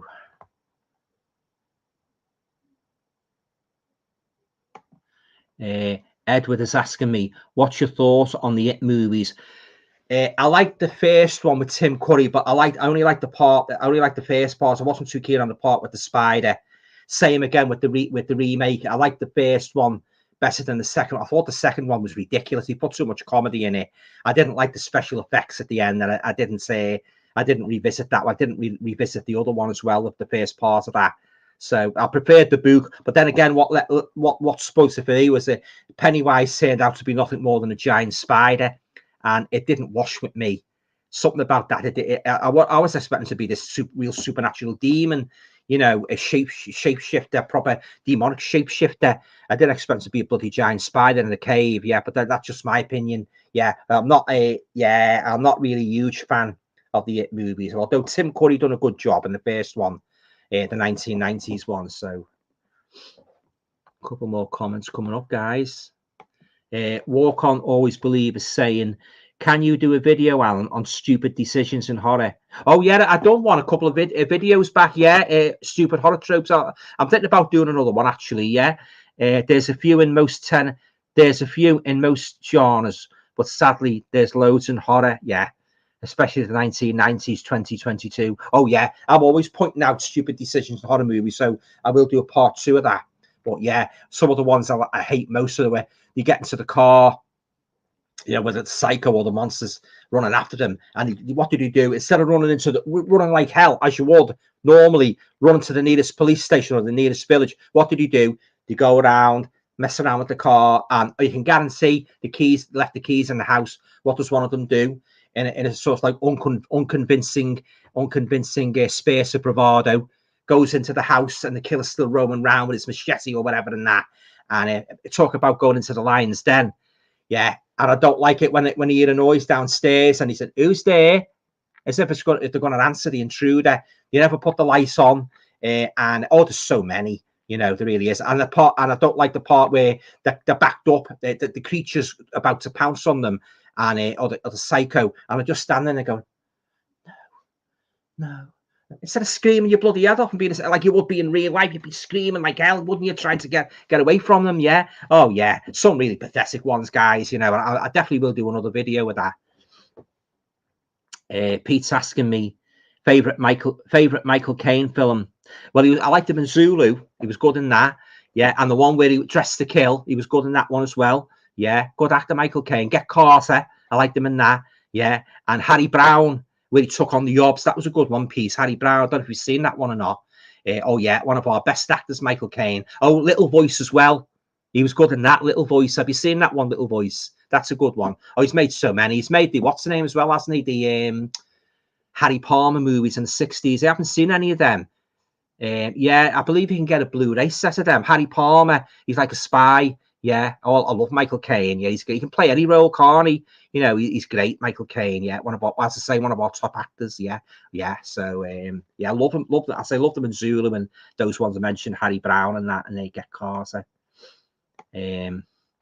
Chestnuts. Alfie's good. Yeah, he's a Jack the Lad in that, wasn't he? Yeah, Alfie. Yeah, 1960s. Yeah.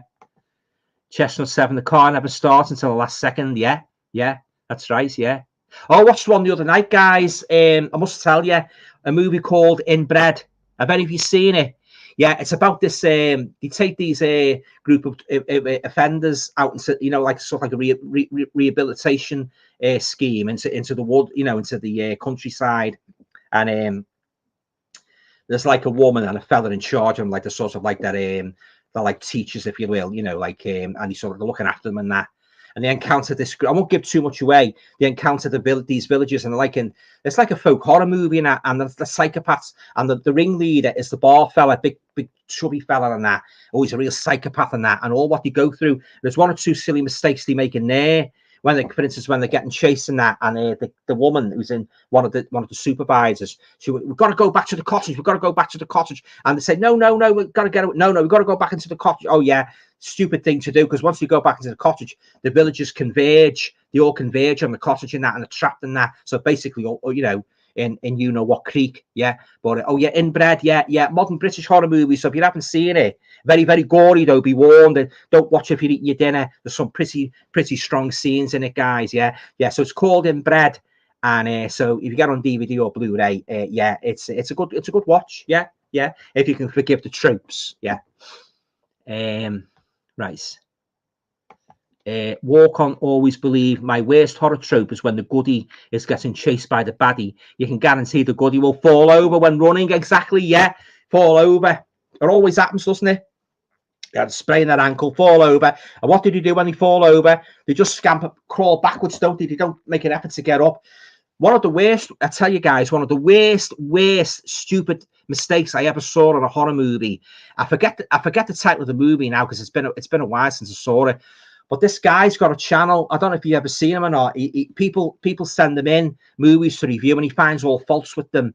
Is it the dark movies, dark corners, I think it's called. Oh, he's very good. Yeah, he finds all the tropes at Dark Corners reviews. Yeah, does it ring a bell with any of you? Anyway, he showed a movie and what it was. Instead of running away, I forget what the movie was. He showed you this scene. This guy, this monster's coming out. It's like a thing from like the creature from the Black Lagoon. It's walking towards him like that, and he's in the open space. And what does he do?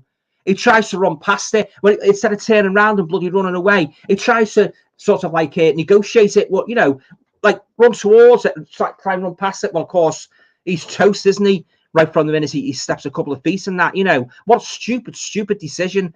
One of the worst decisions I've ever seen in a horror movie. Trying to run past the killer when there's open space all around instead of turning and running like Billy-O.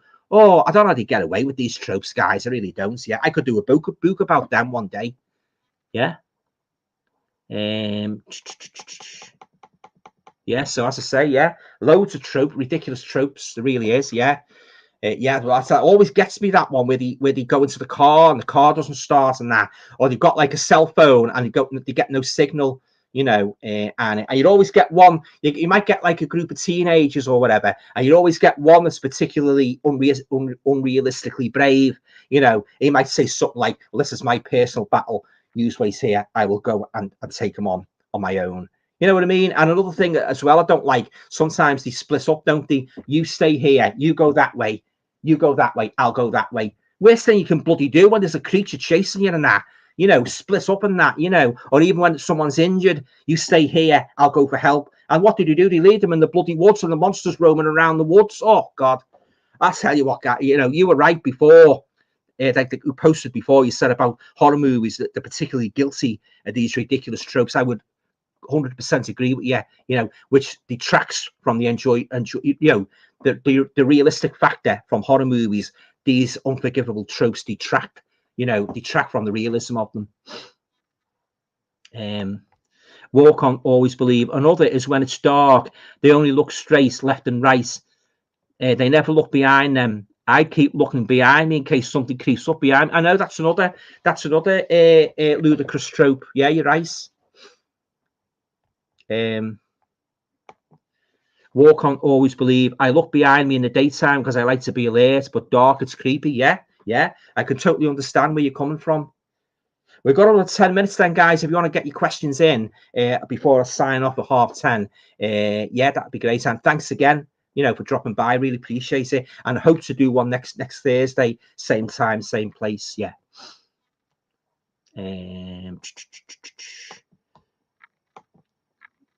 Chestnut 7 Sand. Oh, is that the one that was on the I saw one on the Horror Channel a couple of months ago where they're on the beach, these teenagers, and they get sucked down. Is that the one you mean? The sand sucks them down underneath and that, and it's like tentacles. Is that the one you mean?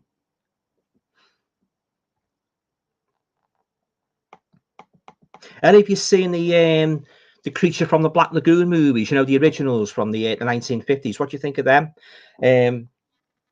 The creature from the Black Lagoon, the return of the creature, and the creature walks among us. Have you seen any of them? I'd love to hear your thoughts on them. I've got them all all those. Yeah, I've got 2 on DVD, and I've got the first one on Blu-ray. So I hope to do a review of those soon. The Creature from the Black Lagoon. Yeah, I thought that was the one. Yeah. Have you seen that one? There's another one talking about sands. The sands run red. About this girl, she gets chased by this zombie in the desert and that, and she's constantly running away from him. He's catching up all the time. I saw that on the horror channel. The sands run red. Have any of you seen that? I wasn't too keen on it because it got a bit samey. Yeah. Walk on, always believe. Yeah, you're welcome, Alan. It's great to see you back. Oh, thank you very much. Yeah, cheers. Appreciate it. Yeah, I love doing these live streams and that, you know, talking to you all and that. Really enjoy it. Yeah. Yeah. So,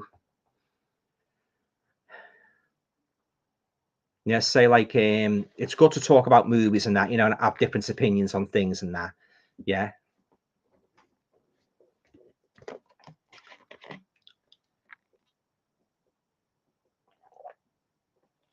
I tell you a good horror movie I can recommend. It was made a few years ago. American Gothic, starring Rod Steiger and Yvonne DiCarlo. Very good movie, yeah, about these group of people who go to this island. That thing breaks down. That plane breaks down on the trapped on this island. And they go to this house and that, and it's empty at first, and then they see all these old-fashioned records and that, and all old-fashioned things, and they put the record player on, start dancing around, and then elderly couple come and catch them in the act and that, and they're very psychotic. I won't tell you any more about it, but it's a great movie, American Gothic. So check that out. I've just got the Blu-ray. I had the DVD, so I upgraded it to the Blu-ray. It's great. It's a real good movie, yeah, full of twists and turns. Yeah, American Gothic, starring Rod Steiger. Highly recommend it.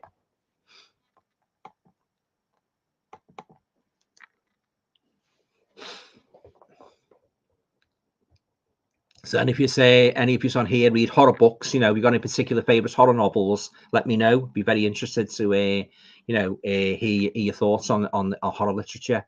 I love my favorite horror author is James Herbert. I've said this before in a previous video. I love The Rats. That was the book that got me into writing horror fiction myself. The Rats. I first read that in September 1975.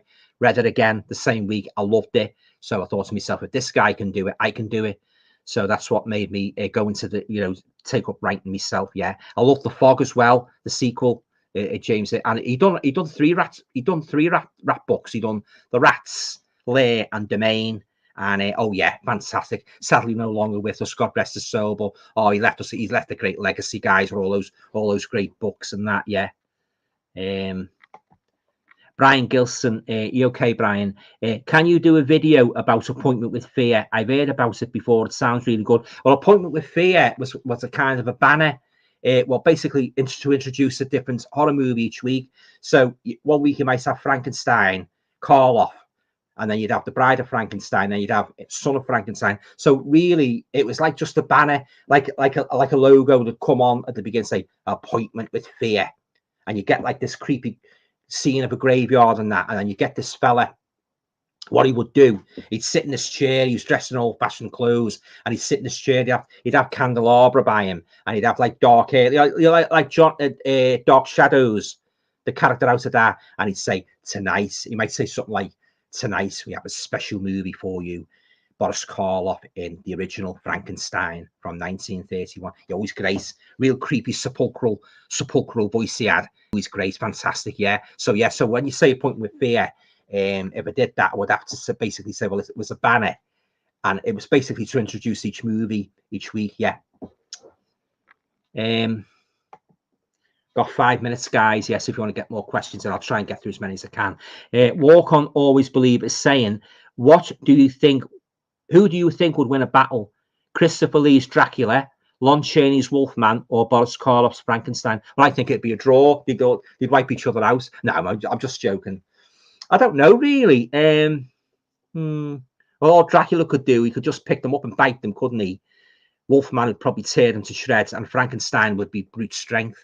So there's actually a good fight scene between the Frankenstein monster and the Wolfman, albeit a short one, at the end of Frankenstein Meets the Wolfman. If any of you've seen that, they're basically scrapping, and that Talbot, they're both strapped to the table, and Talbot turns to the werewolf. He rips all the things off him, what he's chained to the straps and that, and the Frankenstein monster bracelet, and they have a bit of a scrap, and they're going at it like hammer and tongs. Then some idiotic villager decides to blow up the dam, so we don't see who won that fight, because the walls just cave in, and all the water comes over the monsters and we think kills them, but they're only frozen in ice till the next movie. But yeah, I don't know who'd win. No idea. Good question though. Chestnut 7 recently got a 1961 edition of the Midwich Cuckoos. You're talking about the Village of the Damned, the first one. That's a great one. That I wasn't too keen on the sequels, but I want to see this new series, the Midwich Cuckoos. Yeah, that guy's in it, isn't he? Who played Charlie in Hotel Babylon? I don't know his name. Isn't he the main protagonist? Yeah, I've heard a lot about the Midwich Cuckoos. I hope they release it on Blu-ray. Yeah, I love the book by John Wyndham. Great book. AFC, hi Alan. Hi, okay. I know you prefer the classic old school horrors, but have you seen Summer of '84? Great throwback to the 80s slasher genre. Really enjoyed that. I'm hoping to see that one. Yeah. Summer of '84. I believe it's a throwback to the old 80s slasher genres. Yeah, that's on my watch list, that one. Yeah, thanks for that. Like a homage, isn't it? Yeah, to the slashers. Yeah. Walk On Always Believe. Can you do a mini series of one Hammer and one Amicus? Describe those two films, then choose at the end which one of these two films you prefer. Now, that would be very hard, because there's a lot of Hammer films I like equally as much as I like the Amicus films. They're very, very hard to do. Be like saying what would be my favorite Dracula movie. Yeah, but I'll keep it in my mind. I'll give it some thoughts. And one thing I was planning on doing like a book versus movie adaptation. So I've like say the book of Salem's Lot, and then compare it to the movie and giving me thoughts on which I preferred, or did I like them both equally. That's very uppermost in my mind for a future video. Yeah. So yeah, thanks for that suggestion, and I'll take it on board. Thank you. Chestnut 7. I read the Boots Karloff War weighed £14 each. Yeah, I think I've read that. Yeah, I used to get the American Famous Monsters of Filmland by Forrest J. Ackerman. Don't know if you ever heard of them. They were the top American horror magazine in the 1960s and 70s, and you get all stories about the actors and that. And I remember reading about Boris Karloff with the boots and that, and about the makeup. Jack Pierce, it took ages to put the makeup on. They had to sit in the chair for about 5 or 6 hours, especially the Wolfman one. They had to drink from a straw and that, while Pierce applied the yak hair and that, and Karloff, of course, the square head and that. Imagine that, having to sit in the chair for, near 5 hours and that, and then taking it off. Oh, God, it must have been torture. Yeah, but he'd done a good job, Jack Pierce. Fantastic job he did. Rick Baker's a good makeup artist as well. Rick Baker, yeah. I think he'd done the makeup for Reagan in The Exorcist, if my memory serves me correctly. Chestnut 7, he couldn't kick. He wouldn't be much of a footballer then, would he? So a couple more minutes, guys, and I'll sign off for the night then, yeah.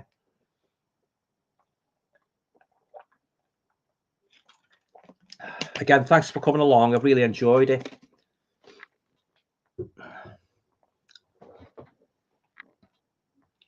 So I'll be signing off in a few minutes or so. Walk On Always Believe. That's a good idea, Alan. For example, I love Misery. 10 out of 10 for me. I love Misery, yeah, both book and movie. But Annie in the book is MUCG, more brutal in the book than in the film. Yeah, I know she is. She is more brutal in the book than the movie. Yeah, she actually chops his foot off in the book, doesn't she? Oh, she is a nasty piece of work, that Annie Wilkes. Yeah. I believe she's been brought back, hasn't she, in the Castle Rock TV. Have you seen that? Castle Rock. I don't really fancy it myself, because it shows you that when she was younger and that. I don't really fancy that Castle Rock, the Stephen King series Castle Rock. Yeah. So yes, as I say, and have you seen that? What did you think of it?